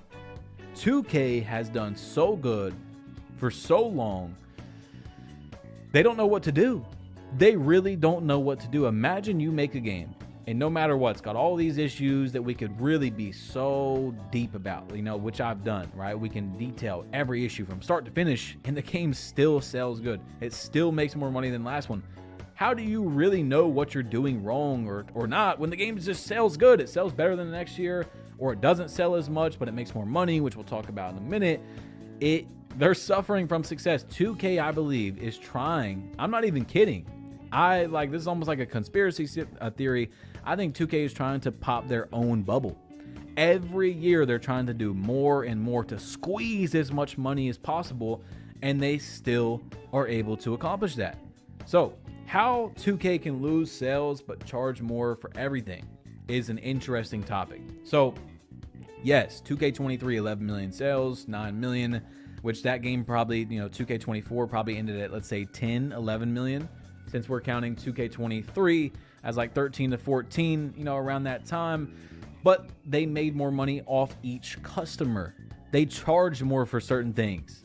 So that's going to make them more money at the end, or, kind of close to the same. Guys, it's the only basketball game. It's the only basketball game. Now, with GTA 6, that's only, about a year or so of hype. So people are going to say, yeah, GTA 6 is going to wipe 2K26. And yeah, it's definitely going to do that. It's going to do that for basically every single game. 2K is destined to have a down year in 2K26 for sure. More down than it's been, but that's only a year or so. 2K is not dying for now, but it's very obvious they're trying to capture kids. And I know that's a weird way to say that, but capture kids like they did for most of us, and they're miserably failing. Back in the day, they got me. They probably got you when you were a kid, and I'm not saying that's a bad thing, but they made you fall in love with the game. How do you do that? How does 2K capture the kids that are watching all these streamers, these IRL streamers, XQC, Aiden Ross, Kai Cenat, the list goes on and on. How do they capture their attention span when they're on TikTok? How do they even get them onto the game when you have to spend the two most popular modes is My Team or Park, which requires you to put way too much money in to even see if you like the game, or spend insane amounts of hours doing no money spent, and kids just don't have the attention span for that. They're not gonna do that. Imagine back in the day, you just bought 2K, or your mom bought it for you for Christmas, and you say, hey mom, I actually need an extra $100 for this build, for these clothes. I want to get some jump shot boost, buy some animations. You'd probably get slapped. It is a very tough barrier to entry. That's what it's called, by the way. It's hard. How do you get a kid even onto the game? So what I mean is the time. How much time does 2K have left? Because, you got people that are in their 20s, their 30s. They're not playing 2K as much anymore. They got franchise fatigue. They're also now living their life. They're in college. They got a family. They got kids. They got a job to worry about, health, whatever it is. The older audience is going to slip more and more, and they can't get those kids to get into the game. So they're definitely messing up. They've tried with the Rise Park with the robots, and they got the mech suits from 2K24 and all these. You could go on and on. Gravity Ball. I mean, we didn't even touch Gravity Ball in this video, which is pretty crazy. They're obviously failing at that. It's very obvious. Anyway, while 2K is still hanging on, everybody can see it. Most people in the community, something hasn't felt right in a while. Is it franchise fatigue? Or the games not as good as they used to be? It's safe to say that the people who are still here are the 2K community. There probably won't be much gaining players for a long time, but it seems like 2K has hit the floor of players leaving. See what I'm saying? It's the only basketball game, and servers of the old ones shut down every 2 years. So all I'll say is, if you bought 2K25, try to have fun. Switch up your playstyle if you can. I know it's hard to do that when builds cost so much, but it's really hard for me to hear anyone saying they can never have fun on the game when they've been doing the same thing for years, or jumping onto any exploit they can find to get an advantage over the opponent. If you've really tried to have fun and still can't, then I completely understand not playing as much or at all. But I also think many 2K players have forgot to just try to have fun. Obviously, many issues people have with the game is 2K's fault. I'm the first person to tell you that. But I also think lots of 2K players have gotten way too deep into overly caring about having to win every single game. I know this because that used to be me. Like I showed you guys the screenshot from 2K21. I cared so much about losing one game. It meant everything to me. Now, of course, I still do not want to lose. I'm a very competitive person. I still have a good record, but I don't like to play meta often. You guys see, you know, my record is pretty decent this year compared to other years. And I have much more fun trying unique builds and playstyles that I can still win at a high rate on, but still have to understand when losing sometimes that it's just a game. There's no need to load back up on the absolute most meta lineup to try and never have to feel a loss. Okay, if I lose to a super meta lineup, then I lose. But if I'm on like a, you know, a unique playstyle build type of thing and I lose to someone who's not playing meta, I'm not like, no, I could have won that game if I was on a meta lineup. No, I just didn't win the game. You know what I'm saying? So guys, this is the 2K community. There's about 10 to 20 YouTubers.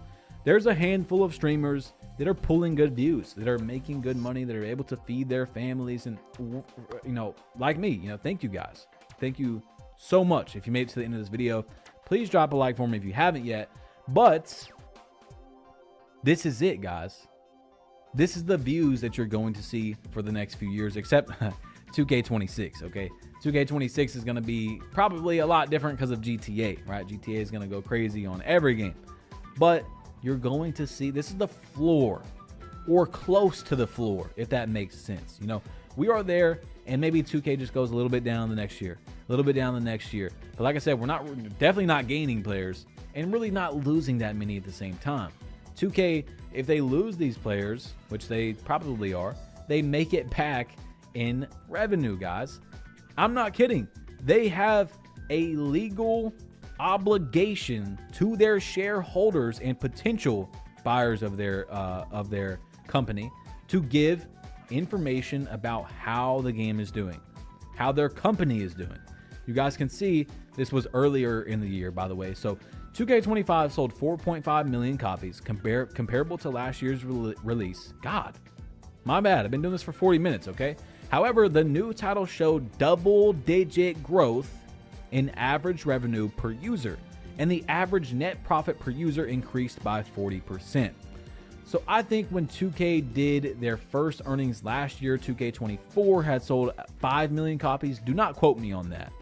But so you see, they lost 500,000 people, but they have double-digit growth in the average revenue per user. They're squeezing more out of the person that's still playing the game, which makes up for it. But how long is it going to make up for it? That's another question for another day. That's another topic. Thank you guys so much for making it to the end of this. I did this all in one take, so I don't know. I didn't plan it to do it this way, but we did that. Okay, thank you guys. I'm out of here. Peace. I mean, scout it. I'm just dropping and die.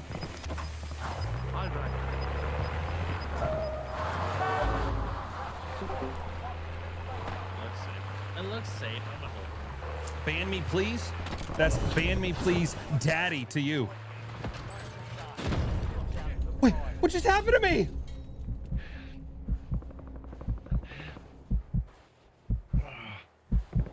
Whoa, I'm down. Should I bleed and you just buy me? Should be free, right? Yeah. No, I got something.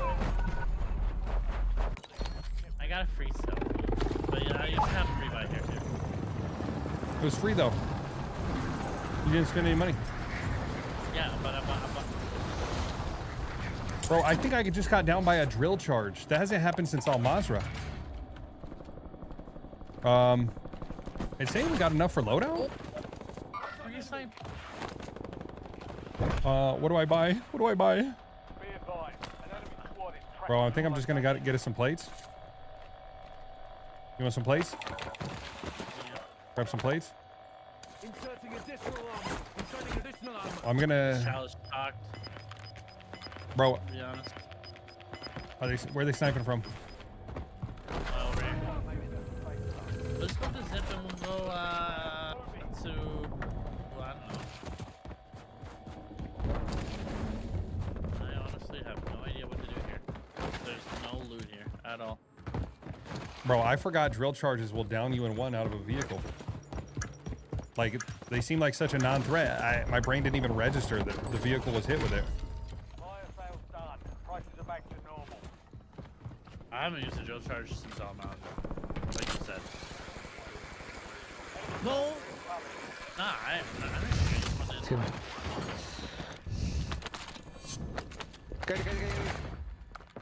I got a loadout off this guy. You good?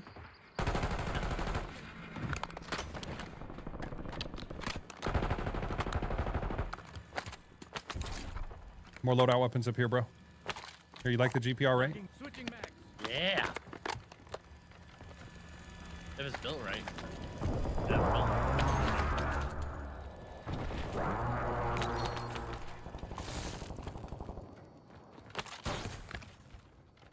Oh. Wanna get this guy to the chopper. We got a snipe. Pink. Watch snipers, bro. 300. Second floor window, the White House.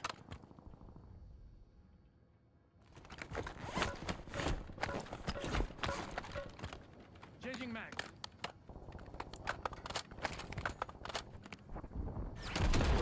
Good shot, dude. I'm moving. I'm just pushing them. Guy flooding. Guy flooding. Legs. Not done yet. Oh, we can't even get our hands back on loadout for our explosives, dude. No. How many were we on? We need 5. I think it's still doable if we can get to that buy. I almost don't even want to kill these guys and just buy loady so we can get them with the explosives. On our right? I'm gonna go left. I'm gonna go right. I'm Okay. This nade just landed right on me.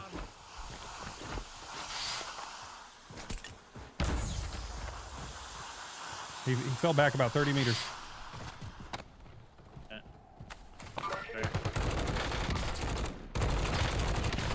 One down, another cracked.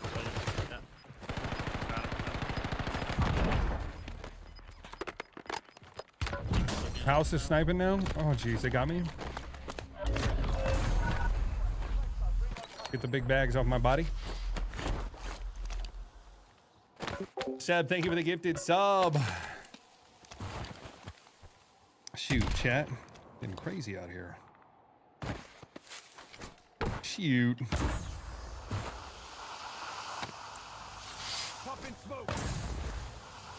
Wo's got me back, baby. Come on. We're winning this. Go back to the I have a little Explosives inbound. Yeah. I'm gonna rock this guy's growl. Or do I want this guy's cipher? Probably the cipher.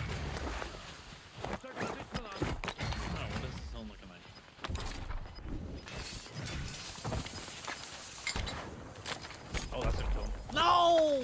Reloading. Oh, that's from the rockets. Okay, I got 3 as well. They're inside? Yeah. Let's get in there, bro. Let's scoop me a little selfie on the way. Hold on, I'm gonna get a selfie and an ammo box. Yeah.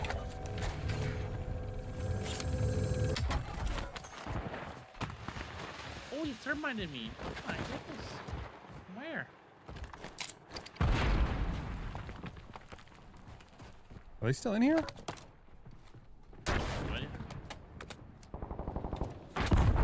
Yeah, they are. I just hit him. Not getting any hits. About to throw this ammo box though. Last one with it. About to shoot another one in. Got the full. Other one's in the bathroom, bottom floor bathroom. I'm running back. I was gonna get more rocket. Keep him in the bathroom. Grenade. Got him with nades. I'm gonna put this on 7 explosive kills, bro. Switching mag.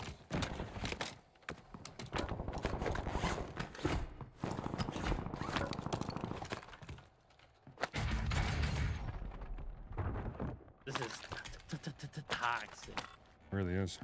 Hopefully indicating I the like location. We could stack money for a UAV. Yeah, ammo box more than you would be at me. Yeah, you're right. Buy it. You make the stack. You make the call. Let's check up here. I'm pretty sure there's a team gonna rotate to the cell tower. Oh, car! Cell tower! Player right here! Cracked him! Oh my god, he's not moving! Sniping at the tower, bro. No, I knocked him! No, on my left! No! How many on left? There's one. The other one's knocked by my rocket.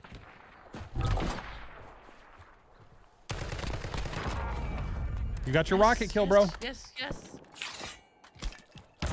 maybe on my... Oh no, I dropped all the money. All right. I get this, guys.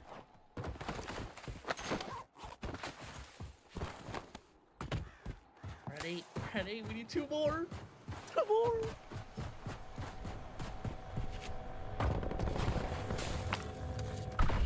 That guy had no idea where he got rocketed from. He just laid there.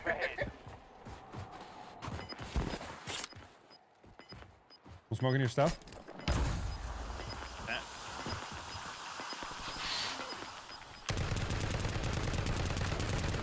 I'm weakening that car. Oh, it was pretty weak.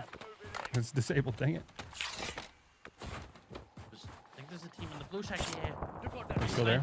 I'm gonna direct him. Oh, he direct impacted me with a sniper bullet. And I got PA'd. I'm dead. Okay. You're not gonna drop any money either, huh?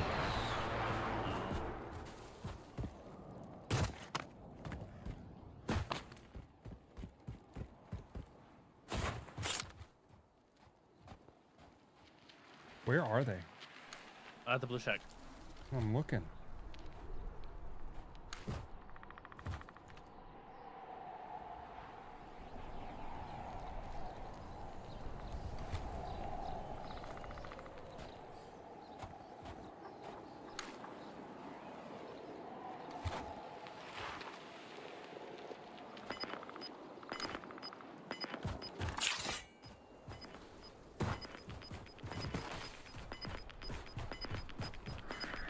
You think they left?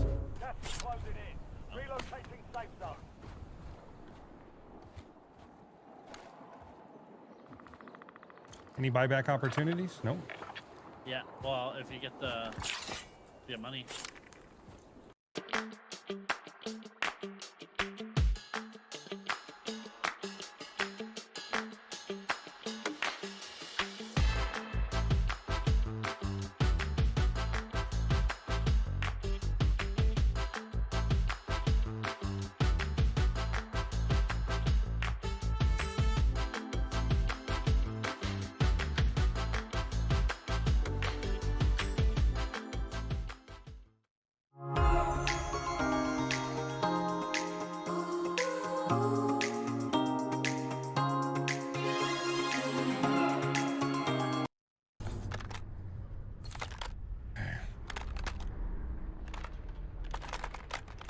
People underground.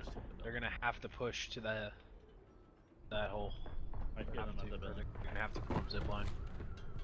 There's a team in the staircase. Feel that. Where'd these guys go? You know where these guys went? In the building. I was way down the bridge. I was like halfway down that sniper. You're surrounded, Spark. Uh-huh. All sides. Just the way I like it. Dude. We're getting so lucky with this spot, bro. Chupa mi verga. ¿Dónde? Aquí, enfrente aquí. Aquí este cabrón. Where's this cluster? Is it laying right on me or is it going to be close by? No, it's across.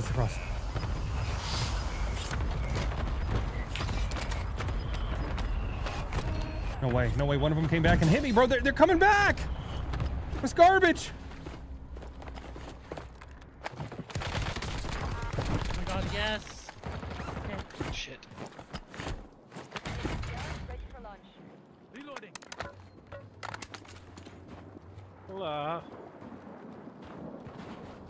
Pick up.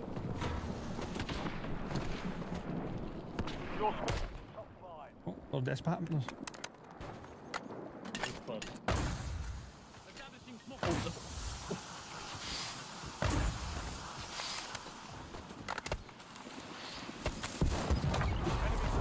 Strike.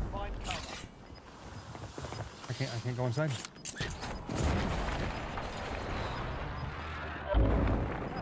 Oh crap! I just died.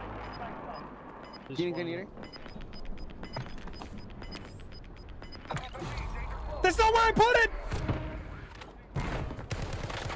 This wall. That's garbage, bro. Nice try.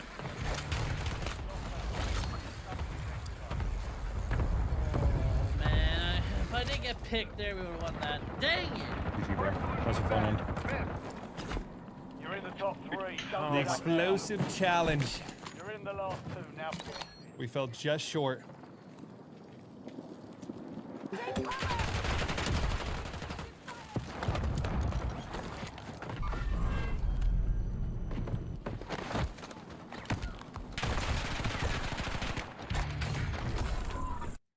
GG. Thanks for the big chow, Mike.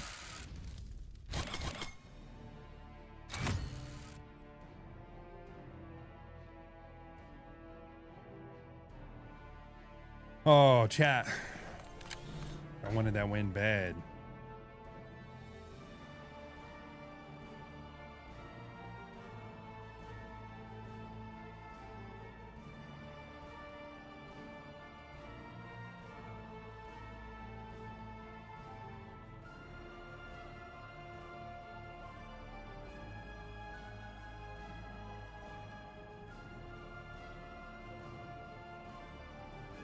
Number 1 cluster aim. No, this game's garbage. I put the laser past the ledge on one of the pillars behind. The game's just trash, okay? That's all there is to it. Plain and simple.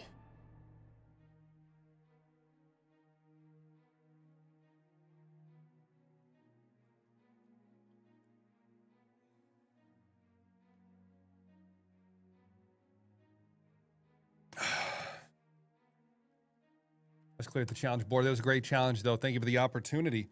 And heck,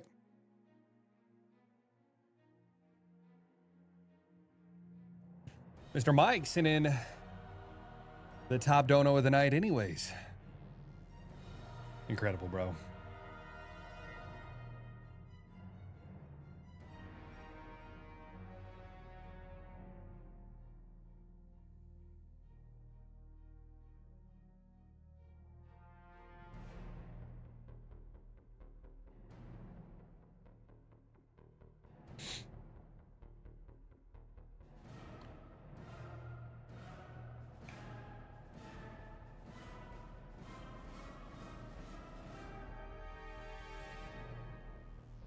Should have gone for the rocket in the door. It might have worked out that way.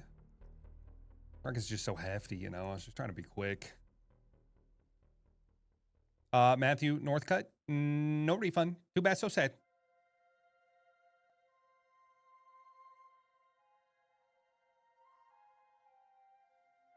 I did feel much more locked in, though, Chad. That little break I took, that was the play.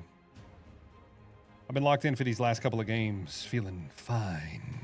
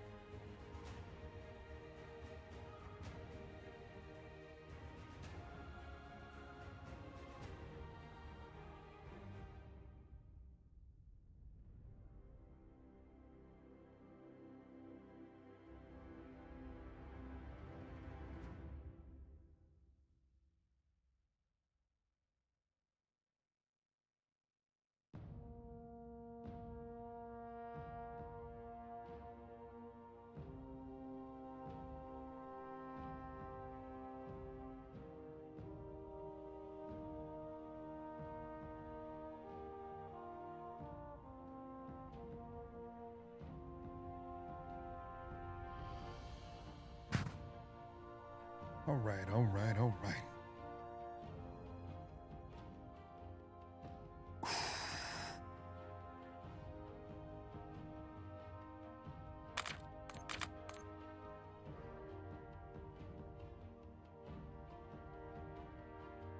Yo, Seb, are you putting $20 up right now for the next up?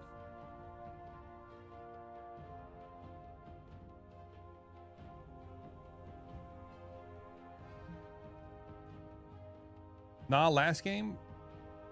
Well, why are you telling me now? Too bad, so sad.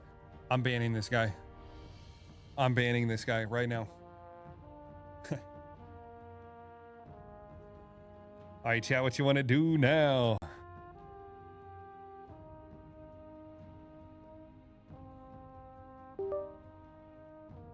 He's banned. Immediate.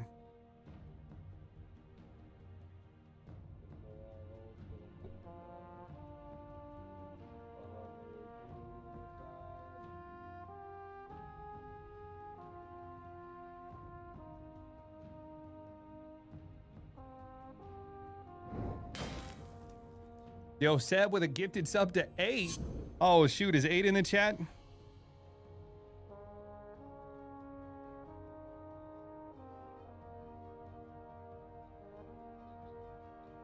Moldy's ready for some variety? Me too, dude.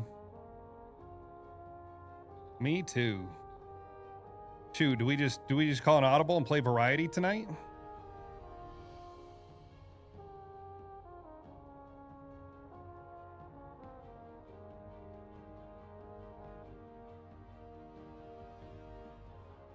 Bart, I have a question.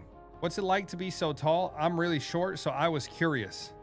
It's pretty great, honestly. I mean, there's ups and downs to everything, but the ups are way better than the downs of being tall. It's kind of great.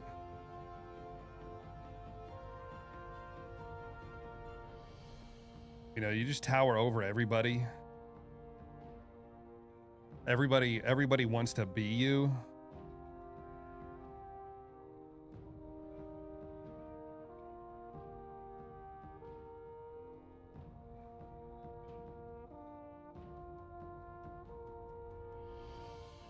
Thanks, Bart. So humble. I was most humble streamer 2024. 3 years running and looking like the #1 contender this year as well.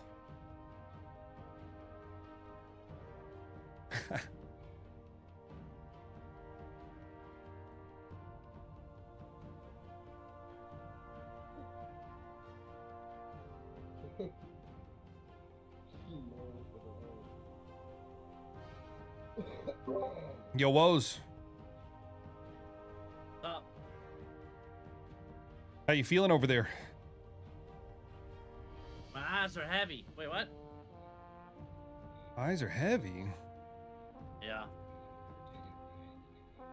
Too much grinding today. How many hours you streamed so far? Uh, 8.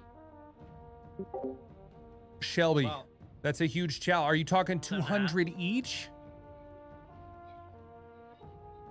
For me and Woes? half?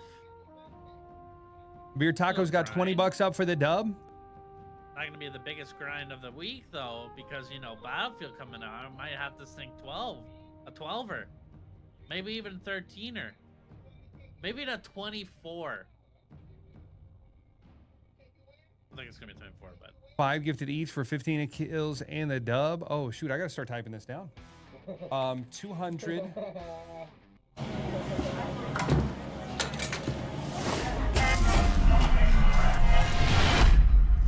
Yeah, trendsetter. Whoa, league of my own, it don't get better. Got my bestseller. Bullseye hit it the most, is no misses. Something like fish in a barrel, it's no different. Blindfold on me, I still got the most vision. Looking clean, my boy.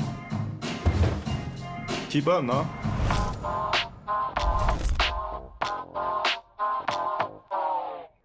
Not everyone's life runs in straight lines. At Sophia, we get that. Our flexible, affordable, self-paced college-level courses help thousands of people just like you complete their degrees for only $99 a month.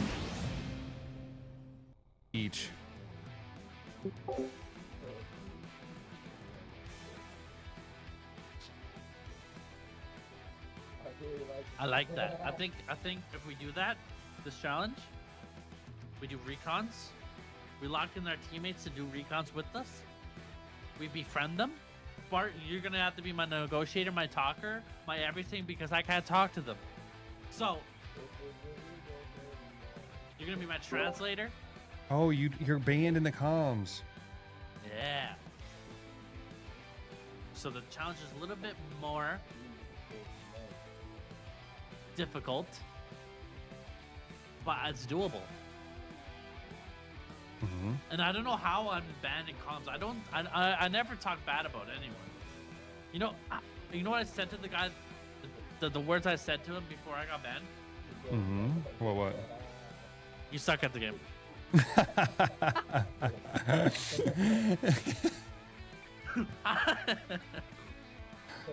That's so cheesy that you can get banned for saying that though. Come on, it's an 18. It's a rated M game. Good grief. Like, do they not see the flag beside my name is Canada? I'm the nicest person ever, okay? If I tell you you suck at the game, you probably suck at the game, okay?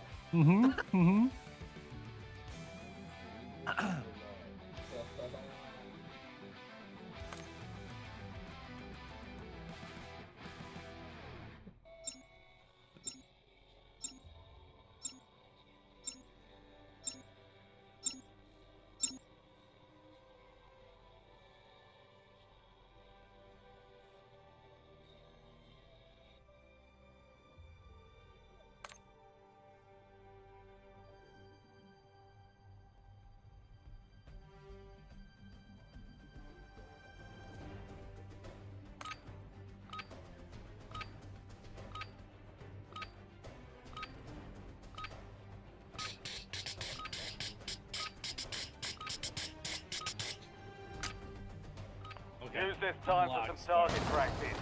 The real thing's coming soon. As long as I can be. Yeah.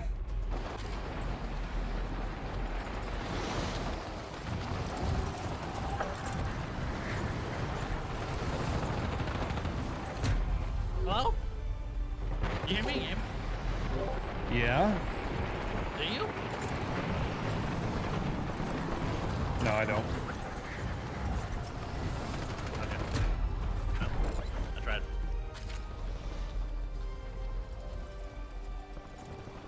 Prep time's over. Now you deploy to the war zone.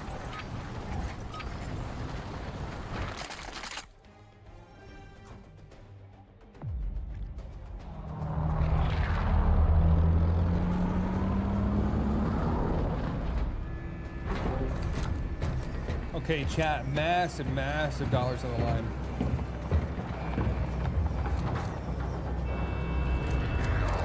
Yo, Mike, you're incredible. What a hero. Mark a drop point for your squad and hit the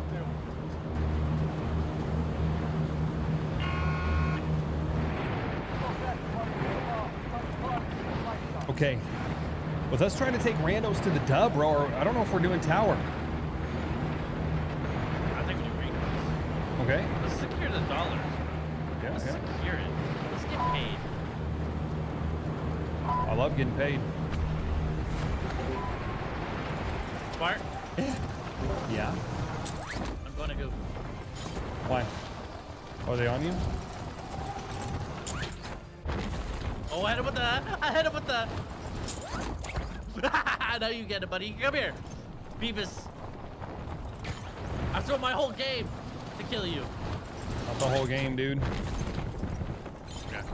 I'll throw my drop just to kill you. Yeah.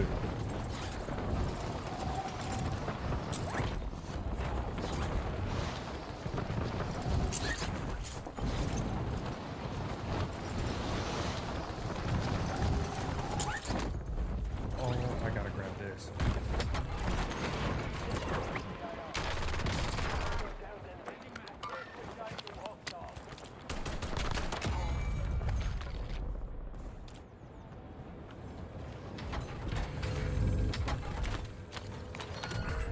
Contracts on the back.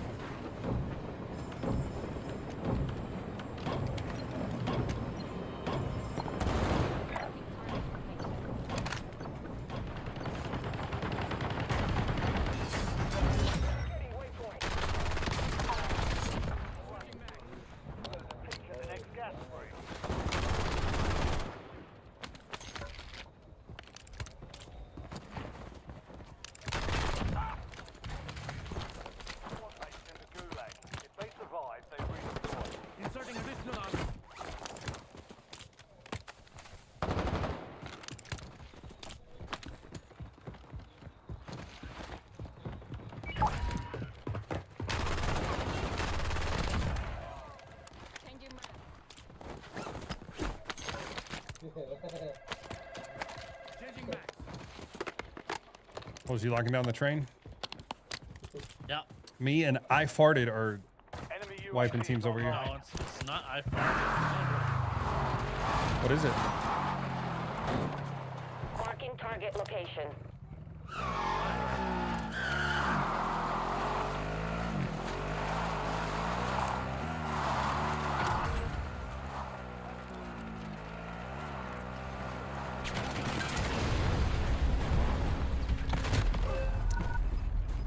And that's the way the cookie crumbles.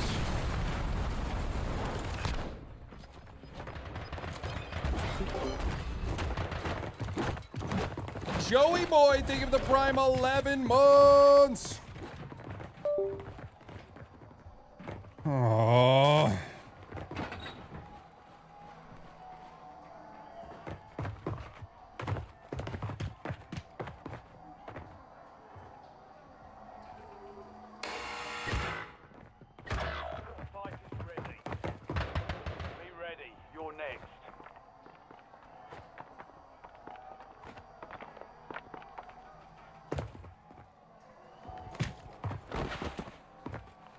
Redeployment or die trying.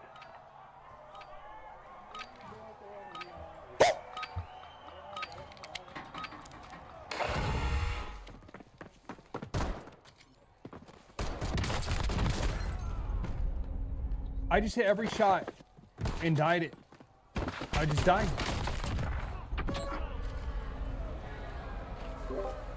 Mind me.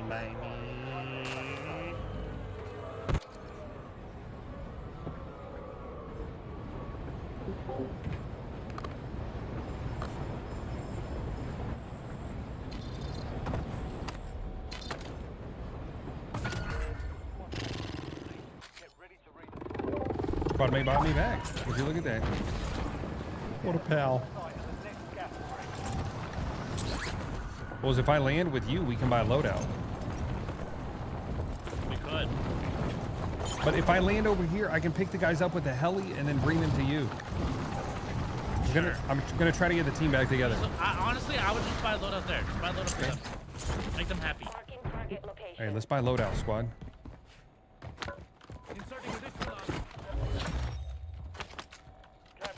Make them love you. Okay, where's that dough? Show me the dough.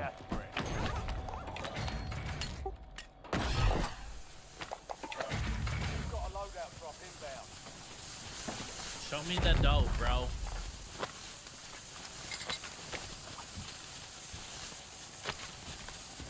Hey, let's get this heli and get to our other teammate doing the recons. I'm gonna be out of zone in seconds, right? I'm still gonna come get you. These guys aren't coming to the heli though. Do they have mics? Nope. I think the train outruns zone, right? Well, it's not on the right angle though.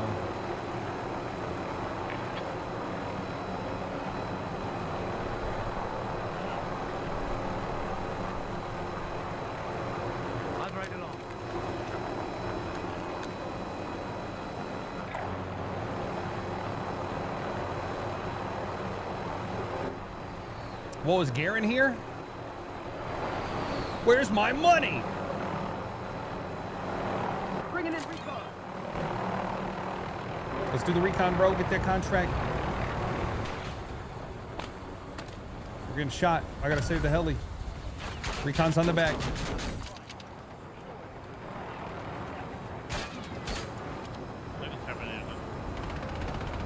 They're gonna get roasted by the zone, dude.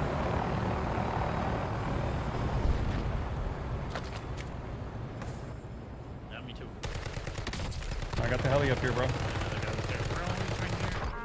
I downed him. I'm on. We're passing the heli, though. This team is up here. He's getting rezzed.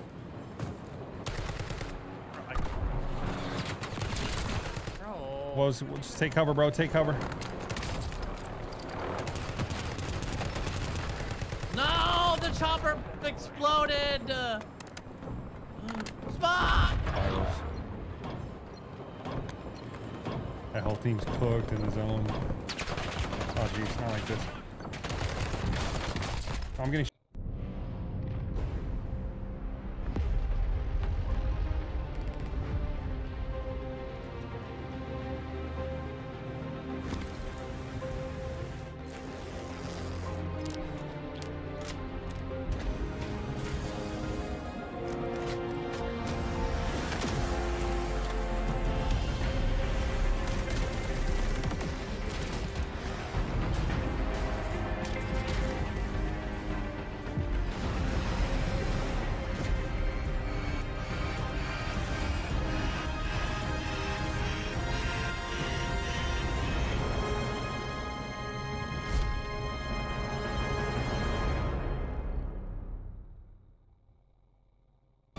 You know, you're moving that farmer's crops, you're moving that industry's product.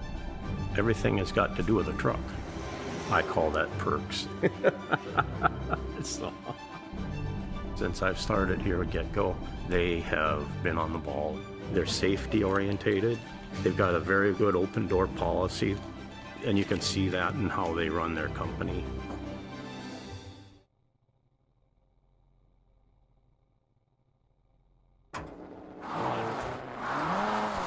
We gotta get this win, and we're trolling.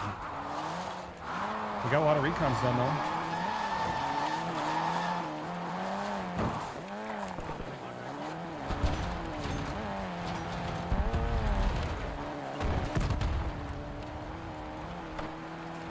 That was close.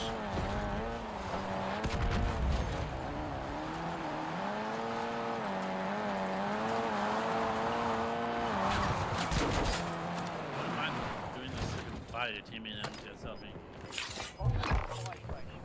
Never mind, by a shot.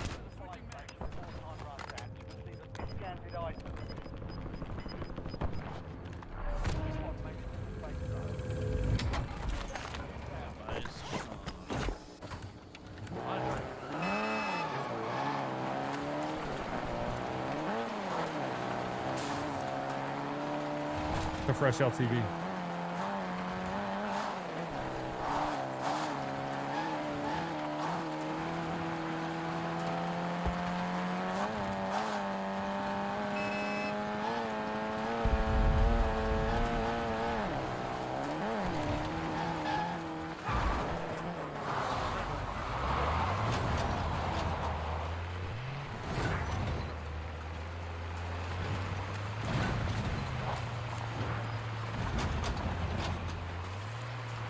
Dude, I think I'm doing AR and sniper for this circle.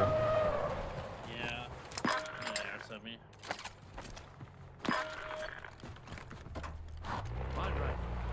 But we need resources. Like, we don't want to survive out here with no resources. Let's go pick up our dude. Yo, what is that face, Seb? Holy.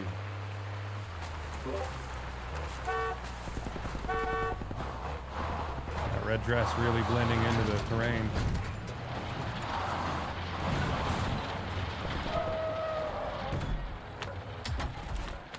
Let me give you a plate. Come here. And here's a shovel. Here's a spade, bro. Start digging your grave. What the? Digging their grave. I think like right here they just picked up a bounty.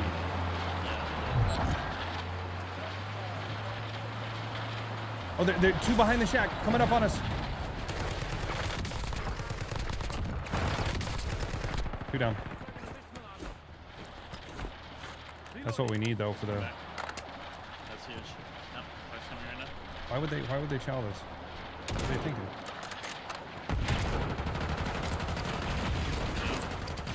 Disabled the vehicle. They threw a C4. Oh my gosh. Watch it, watch it, watch it, watch it. No. No damage taken, no damage taken. Nice. It's huge. Keep throwing, boys. Keep throwing. I like that. I think ATC is sniping at us. Good enough for a fly. The train's coming. Oh, we take the truck. We go do the train. Yeah, you think so?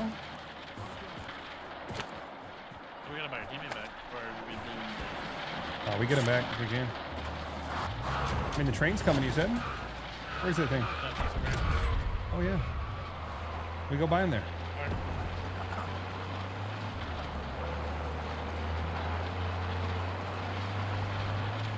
Teammate's doing the recon. Oh my god, that's so clutch of him.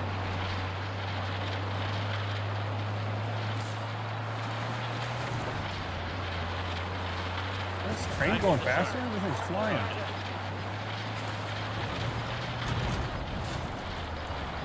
You getting the buyback? Hey, Walls, let me give you cash for a selfie too. The money fell off the train. We know where it is. We don't. It would be nice to have more, but if you want to keep farming, we just go. Yeah, I'm just gonna buy a selfie real quick. Oh, yeah.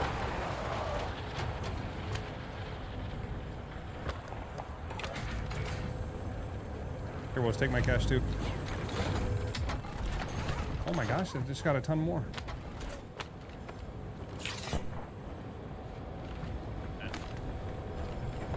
Give me money. Buying a Yui, and let's get back to the car. Where that train gets faster and faster.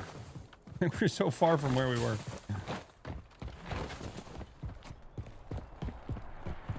Oh, you remember the Al-Mazrah Hell train? Yeah, wasn't that bad? 4v4s on that? Oh man. We would always fight.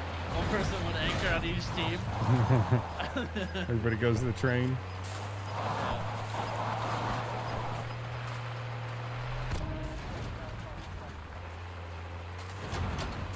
I'll go pick our other guy up. He's just wandering back here.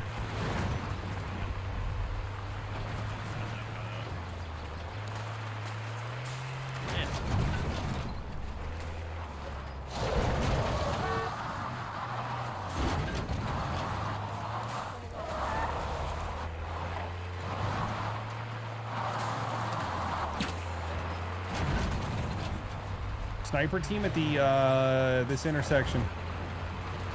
They're gonna be coming up. Did I see a train, Steve, in the chat earlier? Man, what are these awful vehicle physics?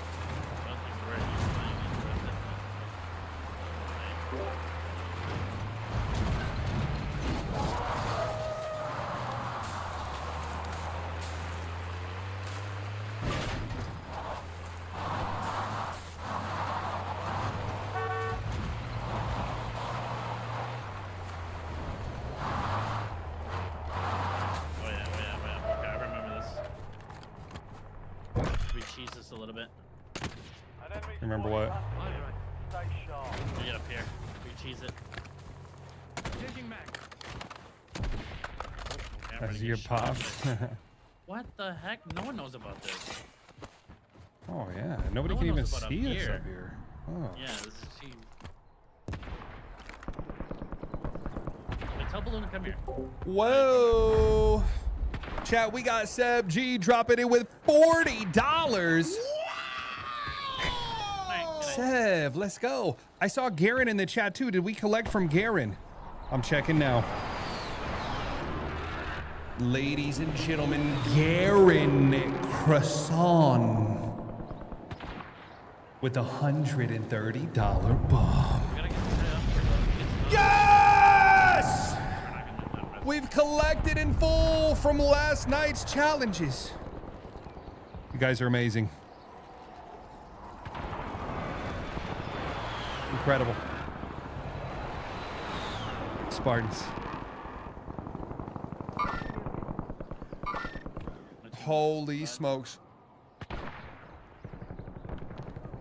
Now, chat, the real question is, does that count as top dono for today, since it was from a challenge that was yesterday? Orlando got thirsted out. They're up there by the cave.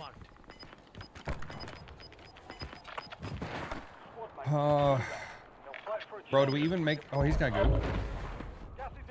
I don't think we've had some even. We gotta make sure this Floater. guy doesn't die. Moving biofile is active. Buy station prices are adjusted. Enemy on the car. Two. There's a bunker buster right on me. Bunker? But a blast their bunker. I sniped one. I sniped from in the other side. Sniped from 170. Like south. I'm popping a Yui. Chill, everybody, chill. I gotta get out of line of sight from deep so I can peek these. The deep guy still got me, bro. Can you smoke? Alright, chill.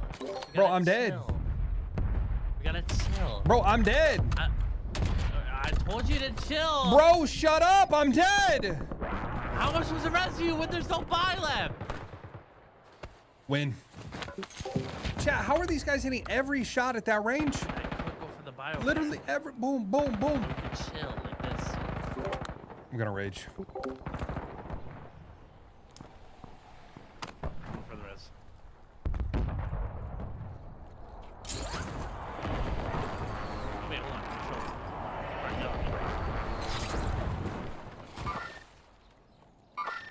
we have no money for the res.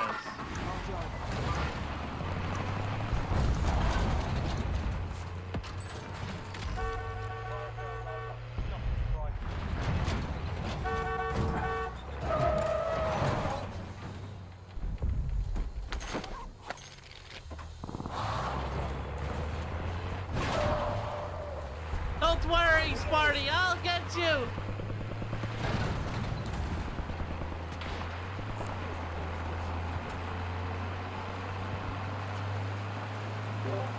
Wolves, don't throw for me, bro. I will throw for you. No. You are the glue we need.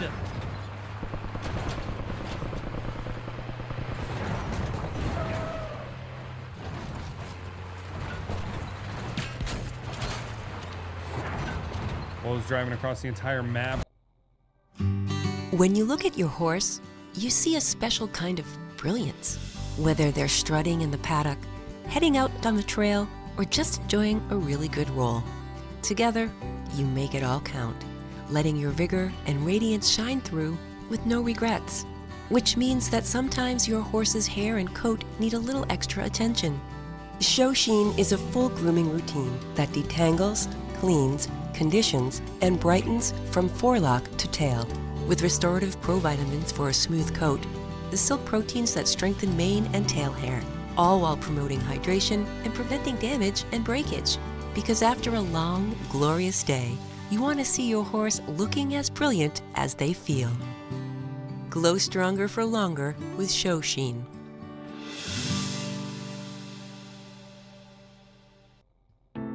Stay informed during a power outage. With ComEd's new outage tracker, all the latest outage information for your business is in one place. Track and report outages, view crew status updates, and explore our outage map, all within a few clicks. Stay connected and get updates fast. Visit comed.com/outage tracker to get started today.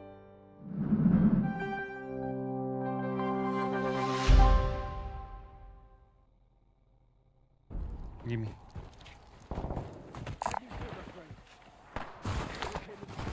Oh, that's massive. Okay, where these guys have been popping me across the map? Over there. Cracked one. Got him.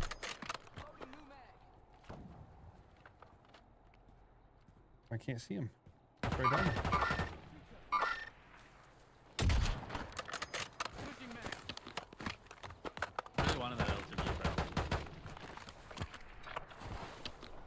Come on, give us some zone pull here. Oh my gosh, sniper's low too. I just don't want to burn plates.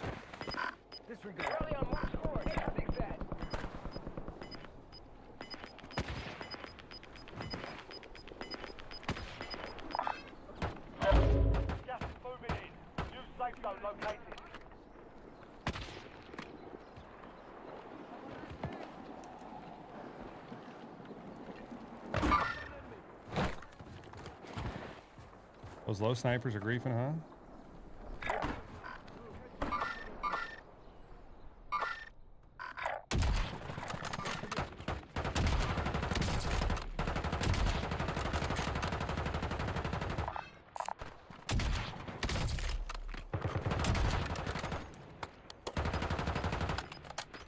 We have guys under us in the tunnel too.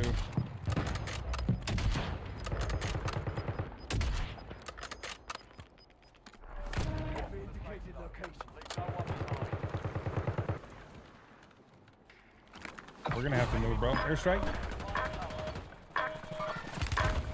Uh-oh. There's a guy right above you now, Woz.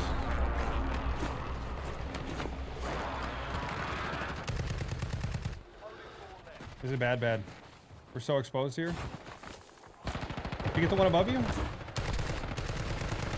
Woz, you muted? I knocked one. There's still more up there. I'm falling back down a little bit. They're jumping right. Yeah, that's good. Last one. Gonna help our teammates. One's right here in the corner. Dead on him. There's 3 dead. 2 teams left.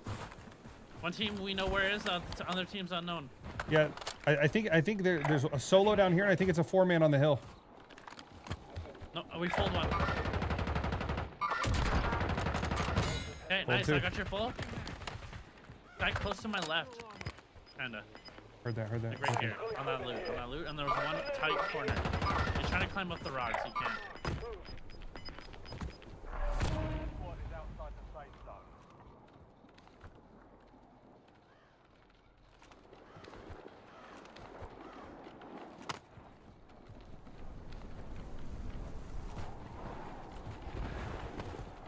I'm just holding here. Oh, jeez. I think he climbed up where you pinged yellow. Okay.